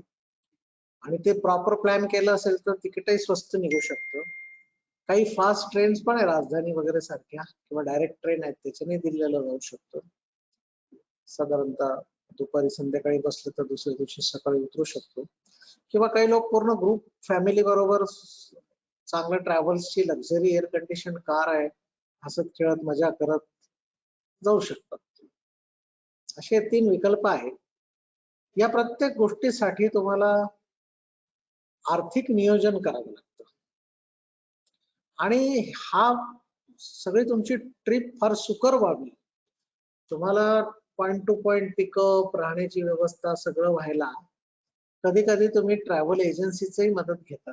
ते तुम्हाला सगळं नियोजन करतात. साईट सीइंग आहे, तुम्ही केव्हा पोहोचाल, तुम्हाला घ्यायला कोणीतरी येईल, तुम्हाला ड्रॉप करायला कोणीतरी येईल, तुमची तिकीट हातात देईल, तुमचं हॉटेल बुकिंग करेल. हे सगळं तुम्ही व्यवस्थित नियोजन करतात आणि सगळे पॅकेजेसच असतात. काही लोक फक्त हे पॅकेजेसच करत असतात. म्हणण्याचा अर्थ असा आहे की एक जर्नी आपल्याला विथ फॅमिली करायची असेल तर आपण पैसाही खर्च करतो आणि आपण त्याचं व्यवस्थित नियोजन करतो. मित्र हो, तुमच्या 12वी नंतर तुमची एक फार मोठी जर्नी आता सुरू होत आहे. तिचं नाव आहे की करिअर रूपी जर्नी. 12वी संपल्यावर तुम्हाला कशी जर्नी करायची, कुठल्या मार्गावर जायचं, कुठल्या रूटवर जायचं आहे, हे तुम्हाला विचार करावा लागेल आणि प्लॅन करावं लागेल. यात तुमच्याकडे इंजिनिअरिंग हा एक रस्ता आहे, आर्किटेक्ट हा दुसरा रस्ता आहे. सध्या करोनामुळे बायोटेक्नॉलॉजी परत भरली आहे, वॅक्सिन आहे, व्हायरोलॉजी आहे, याला भरपूर आता डिमांड आलेली आहे. किंवा सदाकाळ एव्हरग्रीन प्रोफेशन डॉक्टर किंवा हेल्थकेअर हे आहेच आहे. बट आणखी एक गेल्या 10 वर्षापासून फार्मसी सुद्धा एक महत्वाचं करिअर झालेलं आहे. आणि तुम्ही बघितलं असेल या कोविड पॅन्डेमिक मध्ये सुद्धा की बाकी सगळं बंद असलं तरी औषधाच्या दुकानं चालू असायचे, काही डे अँड नाईट चालू असायचे. औषधाच्या फॅक्टऱ्या सुद्धा रेग्युलर चालू राहिल्या. लोकांना जॉबवर जायला लागलं, त्यांना स्पेशल कॅटेगरी जीवनावश्यक म्हणून त्यांना जाता आलं. आणि औषधाशिवाय शेवटी काय पर्यायच नाही. वॅक्सिन सुद्धा एक टाईपचं औषधच आहे. ह्या सगळ्यामुळे ह्या पॅन्डेमिक मध्ये तीन करिअरला फार डिमांड आली. एक औषध किंवा हेल्थकेअर, दुसरं झालं तुमचं ऑनलाईन किंवा ICT. सगळं ऑनलाईन व्हायला लागलं. वर्षानुवर्ष आमची मुलं ऑनलाईनच शिकले, हार्डली एखादा महिना पण नाही आला. आणि आता पुढे काय होणार ते माहित नाही. आणि तिसरी गोष्ट इन्शुरन्स, कारण इमर्जन्सीत इन्शुरन्स कामाला येतो. मेडिकल इमर्जन्सीला मेडिकल इन्शुरन्स. ह्या 3 गोष्टींमध्ये फार तेजी आली आणि ती राहणार आहे. आता येणारे अनेक वर्ष राहणार आहे. कारण नवीन नवीन आजार, नवीन नवीन व्याधी या येतच राहणार आहे.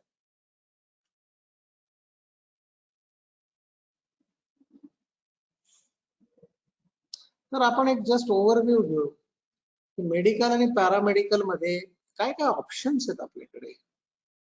एक आहे आपल्याकडे डॉक्टर की म्हणजे ॲलोपॅथी आहे, आयुर्वेदिक आहे, होमिओपॅथी आहे, युनानी सुद्धा आहे आणि व्हेटरनरी प्राण्यांची आहे. त्याच्यात तुम्ही 4 वर्षाची डिग्री इंटर्नशिप करू शकता. 5-5.5 वर्षात नंतर तुम्ही पोस्ट ग्रॅज्युएशनला जाऊ शकता. तुम्ही कन्सल्टंट डॉक्टर होऊ शकता किंवा तुम्ही सर्जन होऊ शकता. डॉक्टरला पूरक दुसरा व्यवसाय आहे नर्सिंग. एखाद्या हॉस्पिटलला त्याची नर्सिंग सर्व्हिस जर नसेल बरोबर तर नुसते डॉक्टर काहीच करू शकत नाही, कारण मेन सपोर्ट आणि पेशंटची खरी देखभाल नर्सिंग करतात. त्याच्यातही डिप्लोमा डिग्री हे दोन हे आहेत आपल्याकडे, 2 वर्ष आणि 3 वर्ष. फिजिओथेरपीला सुद्धा बरीच डिमांड आलेली आहे, पर्टिक्युलरली स्पोर्ट्स मेडिसिन म्हणा किंवा जेरियाट्रिक म्हणजे जे ओल्ड एज झालेले आहेत किंवा ज्यांना संधिवात किंवा अर्थरायटिस असं झालेलं आहे, त्यांना डॉक्टर रेग्युलरली फिजिओथेरपी करायला लावतात. किंवा आफ्टर ऍक्सिडेंट किंवा कोणाची नी सर्जरी झाली आहे, नी बॉल वगैरे आर्टिफिशियल टाकलेले आहेत, गुडघ्याची सर्जरी झालेली आहे, त्याला सगळं करेक्शन करायला फिजिओथेरपी करावी लागते. त्यामुळे त्याच्यातही डिग्री पण आहे आणि पोस्ट ग्रॅज्युएट आणि परदेशात याला फार डिमांड आहे. याशिवाय सपोर्टिंगला बाकी टेक्निक लॅबोरेटरी मेडिकल आहे, म्हणजे जे तुमचे डायग्नोस्टिक लॅब्स आहेत, रक्त थुंकी सगळे लघवी वगैरेचा तपास, ग्लुकोज वगैरे सगळ्याचा तपास, शुगर वगैरे, एक्सरे, खास करून आता या सगळ्या HRCT स्कॅन वगैरे सगळा हा एक्सरेचाच एक प्रकार होता, लंग्स एक्सरे. हॉस्पिटल मॅनेजमेंटला सुद्धा आता बरंच डिमांड आलेलं आहे. आणि क्लिनिकल डिप्लोमा म्हणजे जे काही सगळं क्लिनिकल आहे, सुई टोचणे म्हणा, पल्स मोजणे म्हणा, छाती स्टेथोस्कोपने नाडी बघणे बघा, सगळ्या क्लिनिकल गोष्टी आहेत. आणि ऑफकोर्स फार्मसी तुमच्याकडे 2 वर्षाचा डिप्लोमा आहे, 4 वर्षाचा डिग्री आहे, त्याच्यानंतर पोस्ट डिग्री 2 वर्षाचं तुमच्याकडे एम.फार्म आहे आणि तुम्ही 12वी नंतर डायरेक्ट 6 वर्षाचा डॉक्टर इन फार्मसी करू शकता किंवा B.Pharm नंतर 3 वर्षात परत इथे येऊ शकता. मेडिकल मध्ये ॲलोपॅथी मध्ये तुमच्याकडे MBBS आहे, MD, MS ही सर्जरी आहे, ही कन्सल्टन्सी आहे, याच्यात MD मेडिसिन आहे, MD pharmacology, MD anaesthesia, pathology, paediatrics, gynaecology, skin आणि व्हेनरल डिझीज, गुप्तरोग, नेफ्रोलॉजी म्हणजे किडनीचे विकार, रेडिओलॉजी म्हणजे एक्सरे वगैरे, स्कॅन, CT स्कॅन, हे सगळं तुमचे सोनोग्राफी वगैरे सगळं त्याच्यात येतं. सर्जरी मध्ये जनरल सर्जरी येते, स्पेशलाइज मध्ये ऑर्थोपेडिक येऊ शकते, कार्डिओलॉजी येऊ शकते, ऑप्थॅल्मिक म्हणजे आय सर्जरी येऊ शकते आणि MCH मध्ये म्हणजे त्याच्यानंतरची सुपर स्पेशालिटी आहे, म्हणजे 3 वर्ष आणखी पुढे ते कॅन्सर मध्ये येतो, मणके आणि मेंदूची सर्जरी, स्किनची प्लास्टिक सर्जरी कॉस्मेटिक पर्पज साठी म्हणा किंवा ऍक्सिडेंट नंतर डिफॉर्मेशन झालं असेल तर तुमचे रिनल सर्जरी म्हणजे किडनीची सर्जरी, असे सगळे प्रकार आहेत. त्याच प्रकारे इथे सुद्धा तुम्हाला पोस्ट ग्रॅज्युएशन आहे, आयुर्वेदिक मध्ये, होमिओपॅथी मध्ये, युनानी मध्ये आणि इथे सुद्धा तुम्हाला वेटरनरी मध्ये आहे, असे भरपूर आहेत. आणि तुम्हाला MBBS साठी तर खचितच तुम्हाला फार मेहनत करून चांगले मार्क्स घ्यावे लागतात, तर तुम्हाला गव्हर्नमेंट मध्ये ऍडमिशन मिळते. नाहीतर मग तुम्ही प्रायव्हेट मध्ये मार्जिनली थोड्या कमी मार्कात प्रायव्हेट मध्ये मिळतं. प्रायव्हेट मध्ये फी फार असते आणि परत MBBS झाल्यानंतर परत सगळं सेटअप करायला जर तुमच्या घरात कोणी डॉक्टर नसेल तर भरपूर खर्च येतो. नर्सिंग मध्ये तुमच्याकडे BSc nursing, diploma nursing, MSc nursing, PG diploma in nursing, nursing मध्ये परत स्पेशलायझेशन झालेले आहेत, कॅन्सर नर्सिंग, फ्लाईट मध्ये सुद्धा आजकाल काही स्पेशल नर्सेसची आवश्यकता असते, फ्लाईट नर्सिंग, नर्सिंग ऍडमिनिस्ट्रेशन. आता फ्लाईट नर्सिंग मध्ये बऱ्याच वेळा हवेचा दाब कमी झाल्यामुळे बऱ्याच लोकांचा BP वगैरे कमी होतो किंवा रिससकेशन करावं लागतं, तर त्यांना तशी ट्रेनिंग दिलेली असते. फिजिओथेरपी मध्ये तुम्हाला परत नॉर्मल स्टेजला आणायला तुमचे स्टिक झालेले स्नायू ऍक्सिडेंट नंतर म्हणा किंवा वयोमानानुसार म्हणा किंवा एक मोठी व्याधी होऊन गेल्यावर म्हणा किंवा तुम्हाला संधिवात किंवा अर्थरायटिस सारखे असाध्य रोग झाल्यामुळे म्हणा, तर त्याला नॉर्मल करायला औषधाच्या बरोबर फिजिओथेरपी फार उपयुक्त असते आणि त्याच्यासाठी डिप्लोमा फिजिओथेरपी किंवा डिग्री फिजिओथेरपी किंवा MPT म्हणजे पोस्ट ग्रॅज्युएशन, ह्याला सुद्धा बरीच डिमांड आहे. याशिवाय छोटे छोटे कोर्सेस आहेत. तुम्ही ग्रॅज्युएशन केल्यानंतर MPA 2 वर्षाचं हॉस्पिटल मॅनेजमेंट मध्ये करू शकता. आपल्या नाशिकच्या MUHS मध्ये सुद्धा हा कोर्स चालवला जातो. Diploma in medical laboratory technology, या सगळ्या पॅथॉलॉजिकल लॅबोरेटरी टेक्निशियनचं काम करतात, ते सगळं टेस्ट करतात. ते 2 वर्षाचा डिप्लोमा कोर्स आहे तो, DTE संलग्न आहे. एक्सरे टेक्निशियन, एक्सरेचं सगळं हँडलिंग करायचं, प्रोसेस करायचे, सगळे त्याचे प्रिंट्स काढायचे आणि त्याचा बऱ्याच वेळा थोडंसं डायग्नोस्टिक सुद्धा बघायचं. अॅनास्थेशियाला सुद्धा स्पेशलाइज्ड ट्रेनिंग लागतं डॉक्टरला असिस्ट करायला. डेंटल मध्ये सुद्धा सगळं डॉक्टरला मदत करायची, ब्रिजेस बनवण्यात, त्याचे मोल्ड बनवण्यात, त्याचे डेंटल एक्सरे घेण्यात, परत सगळी चेअर तयार करण्यात. ब्लड बँकचे सगळे टेक्निशियन, त्यांना सगळे ब्लड बँकचा साठा करणे, त्याचे वेगवेगळ्या प्लाझ्माच्या पिशव्या, हे ते सगळं ब्लड कॅम्प लावून त्याचं कलेक्शन करणे. डायलिसिस टेक्निशियन, आजकाल डायलिसिस, किडनी फेल्युअर, डायबेटीसच्या नंतर किडनी फेल्युअर होते, BP आणि डायबेटीसमुळे किडनी फेल होते, त्याच्यावर ताण पडतो. तर ज्या ज्या पेशंट्सला डायलिसिस करावं लागतं त्यांना कधी कधी आठवड्यातून एकदा, कोणाला 3 दिवसातून एकदा, कोणाला रोज करावं लागतं आणि तो प्रोटोकॉल 2-2.5 तासाचा असतो. तर अशा आता लाईनीत असे डायलिसिसचे बेड्स लावलेले असतात आणि मशीन लावलेले असतात, तर एक टेक्निशियन सगळं हँडल करत असतो. कार्डियक केअर हे स्पेशल आहे, त्याच्यात स्पेशल टेक्निशियन लागतात, सगळं BP कार्डियकचं सगळं हे बघायला. न्यूट्रिशन आणि डायटिशियनचं फार महत्व वाढलेलं आहे. बऱ्याच आजारात आहाराचं महत्व आहे. आजकाल लोक वेट कॉन्शियस पण झालेले, फिगर कॉन्शियस झालेले. डायटिशियनला फार डिमांड आहे. काही काही डायटिशियन मुंबई पुण्यात एका सेटिंगचे 600-800 रुपये घेतात पर व्हिजिट. म्हणजे त्यांच्या क्लिनिकला गेले 5-5, 6-6 महिने त्यांच्याकडे नंबर नसतो, तर इतकं डिमांड आहे त्याला. आणि एक 10-12 वर्षात फार वर आलेलं करिअर आहे फार्मसी. कारण भरपूर जगात भरपूर नवीन रोगांची उत्पत्ती झालेली आहे. काही 20-1 वर्षापूर्वी, 20-25 वर्षापूर्वी एड्स कुणाला माहिती नव्हतं. एड्स आलेला आहे, चिकनगुनिया आलेला आहे, डेंग्यू आलेला आहे, स्वाईन फ्लू आलेला आहे, इबोला आलेला आहे आणि आता करोना आलेला आहे. आणि परत जो नाहीसा झाला होता तो TB परत आलेला आहे. तोही बराच घातक बनवून आला. XDR TB, MDR TB, TDR TB. याशिवाय मलेरिया सुद्धा परत लोक वर काढायला लागले.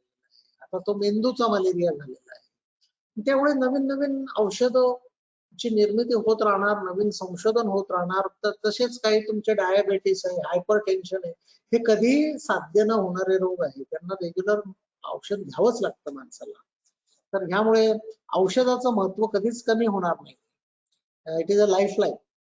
माणसाला शेवटी सगळं कशासाठी करतो, तर जगण्यासाठी करतो. तर त्यामुळे फार्मसीत तुम्हाला बरेच वेगवेगळे विकल्प आहेत.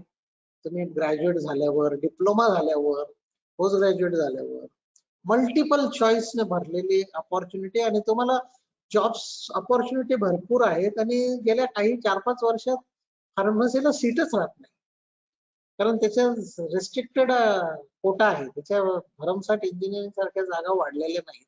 काउन्सिलने फार स्ट्रिक्ट केलेलं आहे.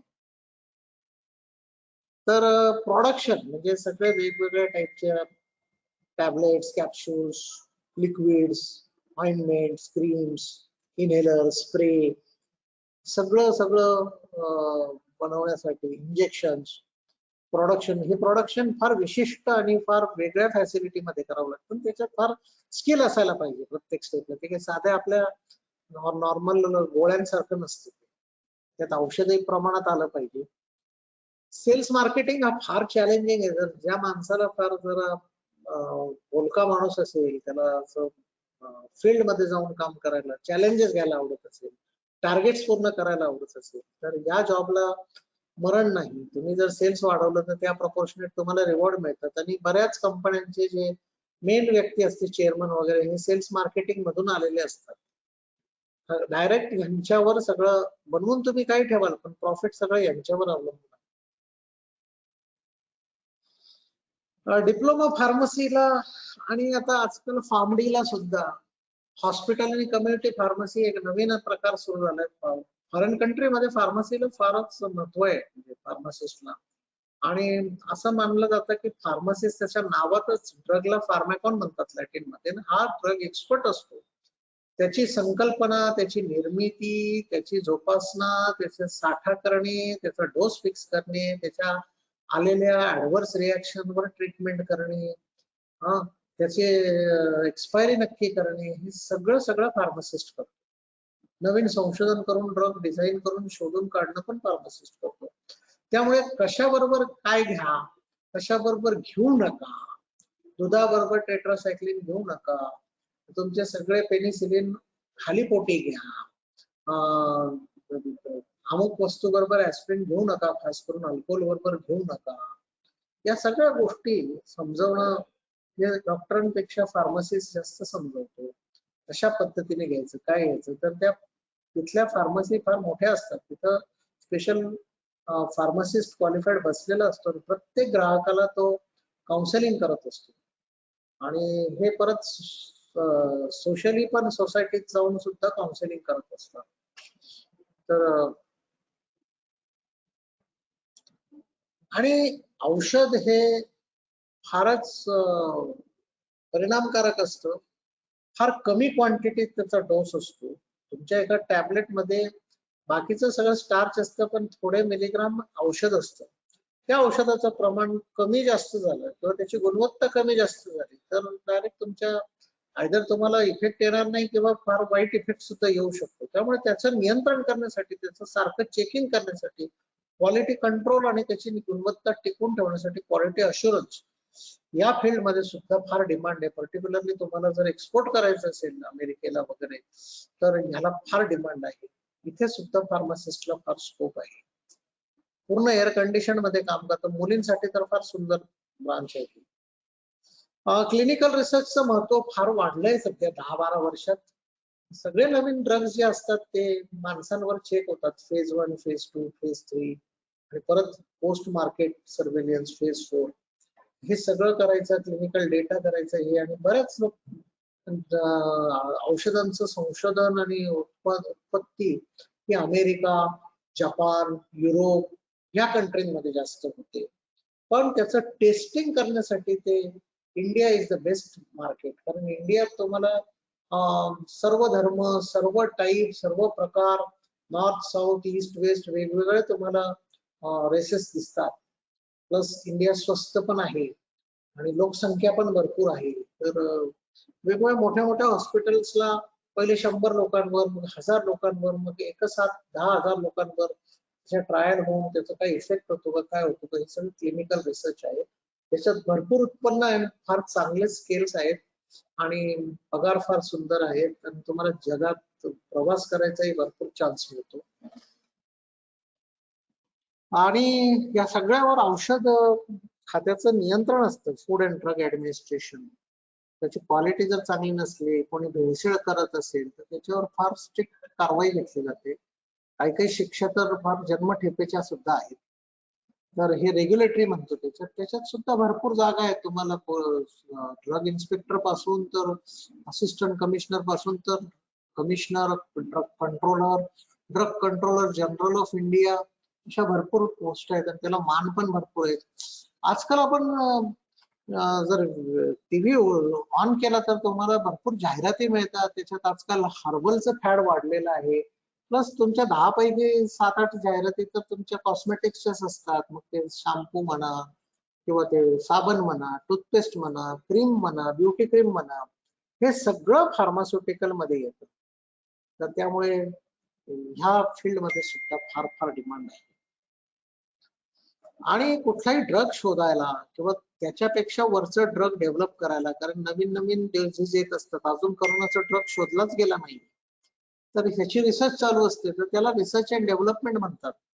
अगदी कॉम्प्युटर पासून डिझाईन करून त्याच्या लेवलला जाऊन नंतर त्याला डेव्हलप करायचं, त्याचं स्केलअप करायचं, परत त्याचे प्रॉपर्टीज बघायच्या. तर ही मोठी रिसर्च आहे. R&D म्हणतो आम्ही त्याला, F&D म्हणतो, फॉर्म्युलेशन डेव्हलपमेंट. ह्याला फार डिमांड आहे, पर्टिक्युलरली पोस्ट ग्रॅज्युएट्स आणि PhD वाल्यांना. आणि एज्युकेशन फील्ड मध्ये सुद्धा फार डिमांड आहे. मिनिमम तुम्हाला डिप्लोमाला B फार्मसी क्वालिफिकेशन चालतं, 3 वर्षाचं एक्सपिरियन्स. टीचर बनू शकता, पण डिग्रीला एम फार्मसी किंवा पीएचडी लागतात आणि चांगले स्केल मिळतात आणि बऱ्याच लोकांना it is an enjoyable job. तुम्ही यंग मुलांना शिकवत राहिलं तर तुम्ही पॉझिटिव्ह राहतात. तर हे मी तुम्हाला ठळक सांगितले. याच्याशिवाय भरपूर आजकाल फार्माको व्हिजिलन्स निघालेलं आहे आणि भरपूर दुसऱ्या गोष्टी निघाल्या आहे. मेडिकल रायटिंग निघालेलं आहे. असे भरपूर आहेत. म्हणजे आता मोठ्या कंपन्या TCS, Wipro, Infosys, cognisant, persistent इथे भरपूर. आता यावर्षी आमचे फायनल राऊंडला जवळजवळ 12 मुलं गेलेले आहेत. डिप्लोमा करण्यासाठी तुम्हाला 12वी सायन्स आणि 35% मार्क असले तर तुम्ही एलिजिबल असतात. त्याला सीईटीची गरज नाही. मात्र डिग्री करायला तुम्हाला 45% मार्क पाहिजे ओपन कॅटेगरीला, 40% मार्क पाहिजे तुम्हाला रिझर्व कॅटेगरीला. पण सीईटी फार आवश्यक आहे. हा 2 वर्षाचा कोर्स आहे आणि हा 4 वर्षाचा कोर्स आहे. डिप्लोमा नंतर सुद्धा तुम्ही इंजिनिअरिंग प्रमाणे त्याच्यात लॅटरल एंट्रीने डायरेक्ट सेकंड इयरला येऊ शकता. म्हणजे हा इफेक्टिव्हली 5 वर्षाचा कोर्स होऊ शकतो. तुम्हाला जर फार्मडी करायचं असेल तर 12वी नंतर 6 वर्षाचा फुल टाइम कोर्स आहे. त्याला सुद्धा तुमची सीईटी होते. 12वी किंवा डीफार्म तुमची पात्रता आहे, त्याची वेगळी ऍडमिशन प्रक्रिया राबवली जाते. आणि तुम्हाला जर डिग्री नंतर करायचं असेल तर 3 वर्षात ते तुमचं होऊ शकतं. तुम्हाला पोस्ट ग्रॅज्युएशन करायचं असेल तर एमफार्म आहे 2 वर्षाचं. त्याच्यात वेगवेगळे ब्रांचेस आहेत. 2 वर्ष फुल टाइम आहे आणि हायेस्ट डिग्री पीएचडी आहे, ज्याला बरीच डिमांड आहे. तुम्हाला हे सगळे डॉक्युमेंट्स आवश्यक आहेत कुठल्याही कॅटेगरीला, SC ST ला असा किंवा SBC NT OBC EWS ला असा, जनरल असा, की तुमचं MSCITचं मार्कशीट आवश्यकच आहे. त्याशिवाय तुम्हाला कुठल्याच कोट्यात ऍडमिशन मिळत नाही. तुम्हाला कॅप अलॉटमेंट लेटर लागतं. तुम्हाला 12वी हे कॅप साठी नसलं तर मग तुम्ही इन्स्टिट्यूशन लेवल किंवा मॅनेजमेंट लेवल कोट्याला जाता. 12वीची मार्कशीट, 10वीची मार्कशीट, 11वी सोडल्याचं LC/TC, तुमचं डोमिसाईल बर्थ आणि नॅशनॅलिटी सर्टिफिकेट कधी कधी एकत्र येतं. सगळ्या कॅटेगरीला आवश्यक आहे. SC ST ला आणि OBC ला तुम्हाला आणि SBC NT ला तुम्हाला कास्ट सर्टिफिकेट लागतं, जनरल लागत नाही. कास्ट व्हॅलिडिटी सुद्धा दोघांना आवश्यक आहे. नॉन क्रिमी लेअर तुम्हाला OBC साठी आणि SST लागतं.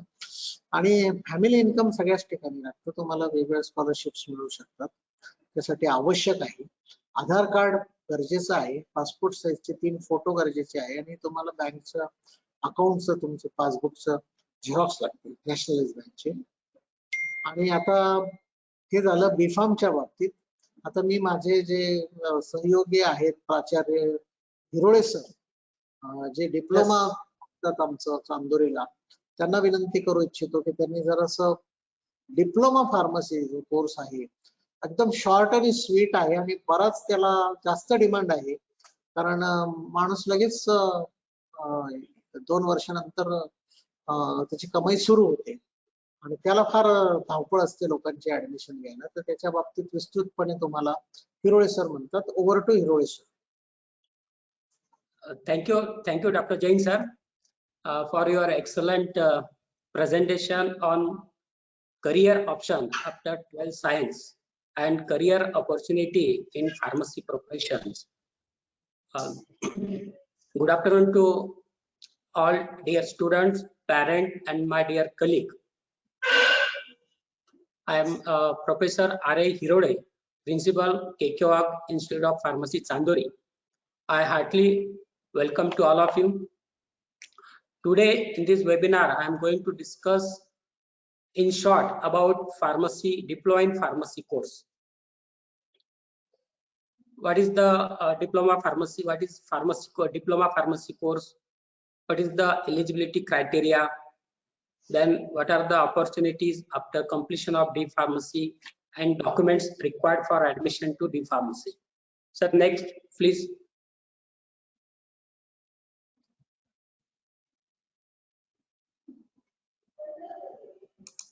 सर, आपण आधी एलिजिबिलिटी क्रायटेरिया बघूया. डी फार्म साठी ऍडमिशन घेण्यासाठी काय क्रायटेरिया आहे. First, candidate should be Indian national. तो भारतीय नागरिक असायला पाहिजे आणि तो महाराष्ट्र राज्याचा रहिवासी असायला पाहिजे. म्हणजे ज्या विद्यार्थ्यांना रिझर्वेशनचा फायदा घ्यायचा आहे अशा विद्यार्थ्यांना डोमिसाईल सर्टिफिकेट असणं गरजेचं असतं. तेच विद्यार्थी रिझर्वेशनचा जे एलिजिबल होऊ शकतात. नंतर विद्यार्थी हा 12वी सायन्स पास होणं गरजेचं आहे 35 मार्कांनी, आणि फिजिक्स केमिस्ट्री हे सब्जेक्ट कंपल्सरी असायला पाहिजे, व त्यासोबत मॅथमॅटिक्स किंवा बायोलॉजी किंवा दोघंही, मॅथमॅटिक्स किंवा बायोलॉजी हे दोघंही सब्जेक्ट घेऊन पास असणं गरजेचं आहे. Next sir. त्यानंतर science faculty with English subject. विद्यार्थी हा HSC महाराष्ट्र स्टेट बोर्ड मधून पास झालेला असला तरी चालेल, CBSE, ICSE बोर्ड. Next sir. आणि मला यामध्ये एक नमूद करावं लागेल की डिप्लोमा फार्मसीला कुठल्याही प्रकारची CAT ची आवश्यकता नसते. विद्यार्थी हा फक्त 12वी सायन्स पास असला तर तो एलिजिबल असतो ऍडमिशन घेण्यासाठी. आणि ही जी लिस्ट ऑफ डॉक्युमेंट्स दिलेली आहे, आधी डॉक्टर जैन सरांनी त्यांच्या प्रेझेंटेशन मध्ये लिस्ट ऑफ डॉक्युमेंट्स दिलेले आहे. मी फक्त एवढं आवाहन करतो उपस्थित असलेले विद्यार्थी किंवा पालक, विद्यार्थ्यांना तुम्ही अभ्यासामध्ये बिझी आहात, तुमच्या घरच्या पालकांना किंवा वरिष्ठ व्यक्ती असेल त्यांना थोडं तुम्ही अवेअरनेस सांगा की डॉक्युमेंट्स ऍडमिशन घेण्यासाठी जे काही आपल्याला आवश्यक डॉक्युमेंट्स आहे त्यातल्या त्यात कास्ट सर्टिफिकेट आणि कास्ट व्हॅलिडिटी, त्यानंतर नॉन क्रिमिलियर हे व्हॅलिड असायला पाहिजे 31 मार्च 2022 पर्यंत. तर हे डॉक्युमेंट्स आपल्याकडे प्रोसिजर सुरू होण्याच्या आधी जर आपल्याकडे असेल तर आपली धावपळ 11th आवरला होणार नाही. असं मी सर्व उपस्थित पालकांना विनंती करतो की तुम्ही लवकरात लवकर आपल्या पाल्याचे सर्व डॉक्युमेंट्स काढून घ्यावे, नाहीतर ऍडमिशन नोटिफिकेशन येतं आणि मग तुमची धावपळ होते.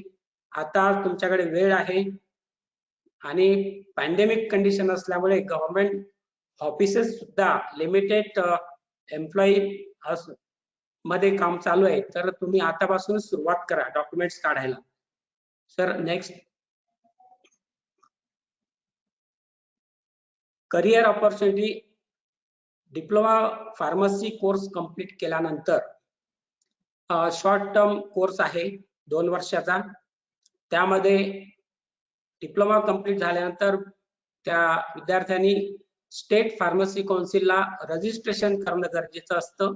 त्यानंतर त्याला रजिस्टर्ड फार्मासिस्ट म्हणून एक सर्टिफिकेट मिळते. त्या आधारावरती तो गव्हर्नमेंटचे जे हॉस्पिटल आहे त्यामध्ये सेंट्रल गव्हर्नमेंट असेल, स्टेट गव्हर्नमेंट असणार. सेंट्रल गव्हर्नमेंट मध्ये तुम्ही DRDO, defence, Indian railway, CRPF जे काही युनिट आहे मोठमोठ्या त्यांचे हॉस्पिटल असतात, तर त्यामध्ये फार्मासिस्ट म्हणून तो काम करू शकतो. गव्हर्नमेंट, स्टेट गव्हर्नमेंट मध्ये प्राथमिक आरोग्य केंद्र, त्याला आपण PSC म्हणतो, सिव्हिल हॉस्पिटल असेल, कॉटेज हॉस्पिटल, त्यामध्ये तो ऍज अ फार्मासिस्ट म्हणून काम करू शकतो गव्हर्नमेंट सेक्टर. आणि प्रायव्हेट आज जे काही मल्टी सुपर स्पेशालिटी हॉस्पिटल आपल्याकडे आपण ऐकतो त्यामध्ये फार्मासिस्ट म्हणून त्यामध्ये जॉब मिळतो. स्वतःचा होलसेलर डिस्ट्रीब्युटर बिझनेस सुरू करू शकतो, स्वतःच केमिस्ट शॉप करू शकतो सुरू. नेक्स्ट. त्यानंतर ज्या विद्यार्थ्यांना हायर एज्युकेशनला जायचं आहे असे विद्यार्थी डायरेक्ट सेकंड इयर बी फार्मला ऍडमिशन घेण्यासाठी पात्र असतात. Next sir. त्यानंतर बी फार्मसी कॉलेज जे असतात, फार्मसी कॉलेजेस, त्यामध्ये डिप्लोमा इन फार्मसी कोर्स झालेल्या विद्यार्थ्यांना म्हणजे त्यांना लॅब टेक्निशियनची एक पोस्ट असते as per PCI norms. Next sir. आणि मार्केटिंग, फार्मास्युटिकल कंपन्यांमध्ये ऍज अ मेडिकल रिप्रेझेंटेटिव्ह म्हणून मार्केटिंगचा जॉब अवेलेबल असतो आणि तो खूप छान जॉब आहे. इव्हन मल्टीनॅशनल कंपनीज सुद्धा आता डिप्लोमा इन फार्मसी झालेल्या विद्यार्थ्यांना रिक्रूट करत असतात. मार्केटिंग साठी. Yes sir, next.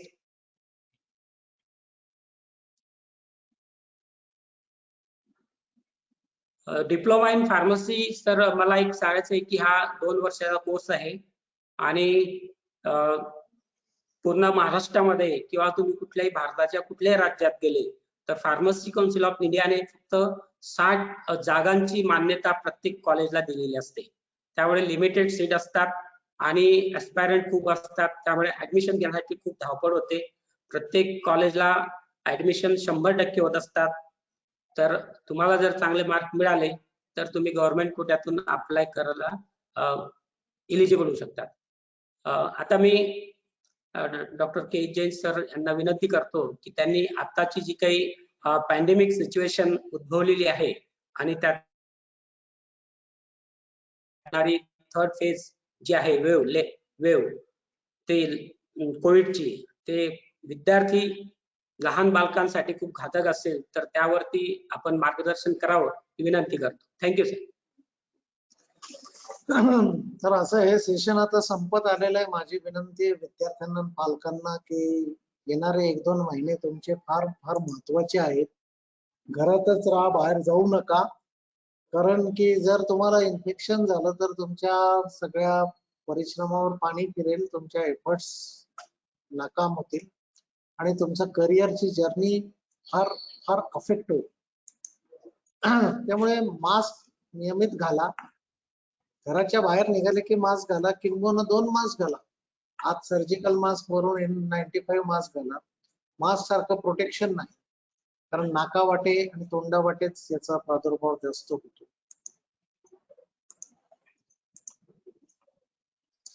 अंतर ठेवा, कारण आजकाल बाहेर कोण कोरोनाचा कॅरियर हे सांगू शकत नाही. त्याच्यात सिम्पटम दिसत नसेल तरी कॅरियर असू शकतो. त्यामुळे शक्यतो अंतर ठेवा. कमीत कमी 3 फूट 6 फुटाचा किंवा 1.8 मीटरचा अंतर ठेवणं गरजेचं आहे आणि मास्क शिवाय बाहेर निघूच नका. स्वच्छ हात कायम धुत राहा, कारण बऱ्याच वेळा आपल्या अजाणतेपणाने त्या हाताने आपण नाकाला, डोळ्याला, कानाला, तोंडाला हात लावतो आणि आपण कुठे हात लावलेले असतात त्याच्या अगोदर लिफ्टला, जिन्याला माहिती नसतं. हे सगळे नॉलेज तुम्हाला ऑलरेडी आहेच. म्हणजे तुम्ही तुमच्या तोंडाचंही हायजीन आता महत्वाचं झालंय म्युकरमायकोसिस नंतर. रेग्युलर बाथ घेणे, केस स्वच्छ ठेवणे, फूट स्वच्छ ठेवणे, टॉयलेट, हँड हायजीन, कफिंग, स्निझिंग फार येत असेल तर लगेच डॉक्टरला दाखवणे. कुठल्याही वस्तू घरी आणल्या तर त्या थोड्या अगोदर बाहेर काढून ठेवल्या पाहिजे, डिसइन्फेक्ट केल्या पाहिजे, 1-2 तासांनी आत घेतल्या पाहिजे. आणि सर्वात महत्वाचं म्हणजे जर वॅक्सिनेशन घेतलं नसेल तर वॅक्सिनेशन घ्या, कारण आता 3ऱ्या वेव्ह मध्ये कदाचित आणखी यंग लोकांना इन्क्लुडिंग तुम्हाला सुद्धा धोका आहे. त्यामुळे स्वतःला सुसज्ज करा. वॅक्सिन घेतल्यावर कमीत कमी तुम्ही व्हेंटिलेटरच्या स्टेजला नक्कीच जाणार नाही. न करो नारायण काय असं झालं तर आपत्ती. Vaccination is very important. तर माझा सल्ला आहे की स्टे होम, स्टे सेफ आणि study hard with planning, with lot of practice. आणि तुम्हाला जर काही pharmacist is doing a wonderful job.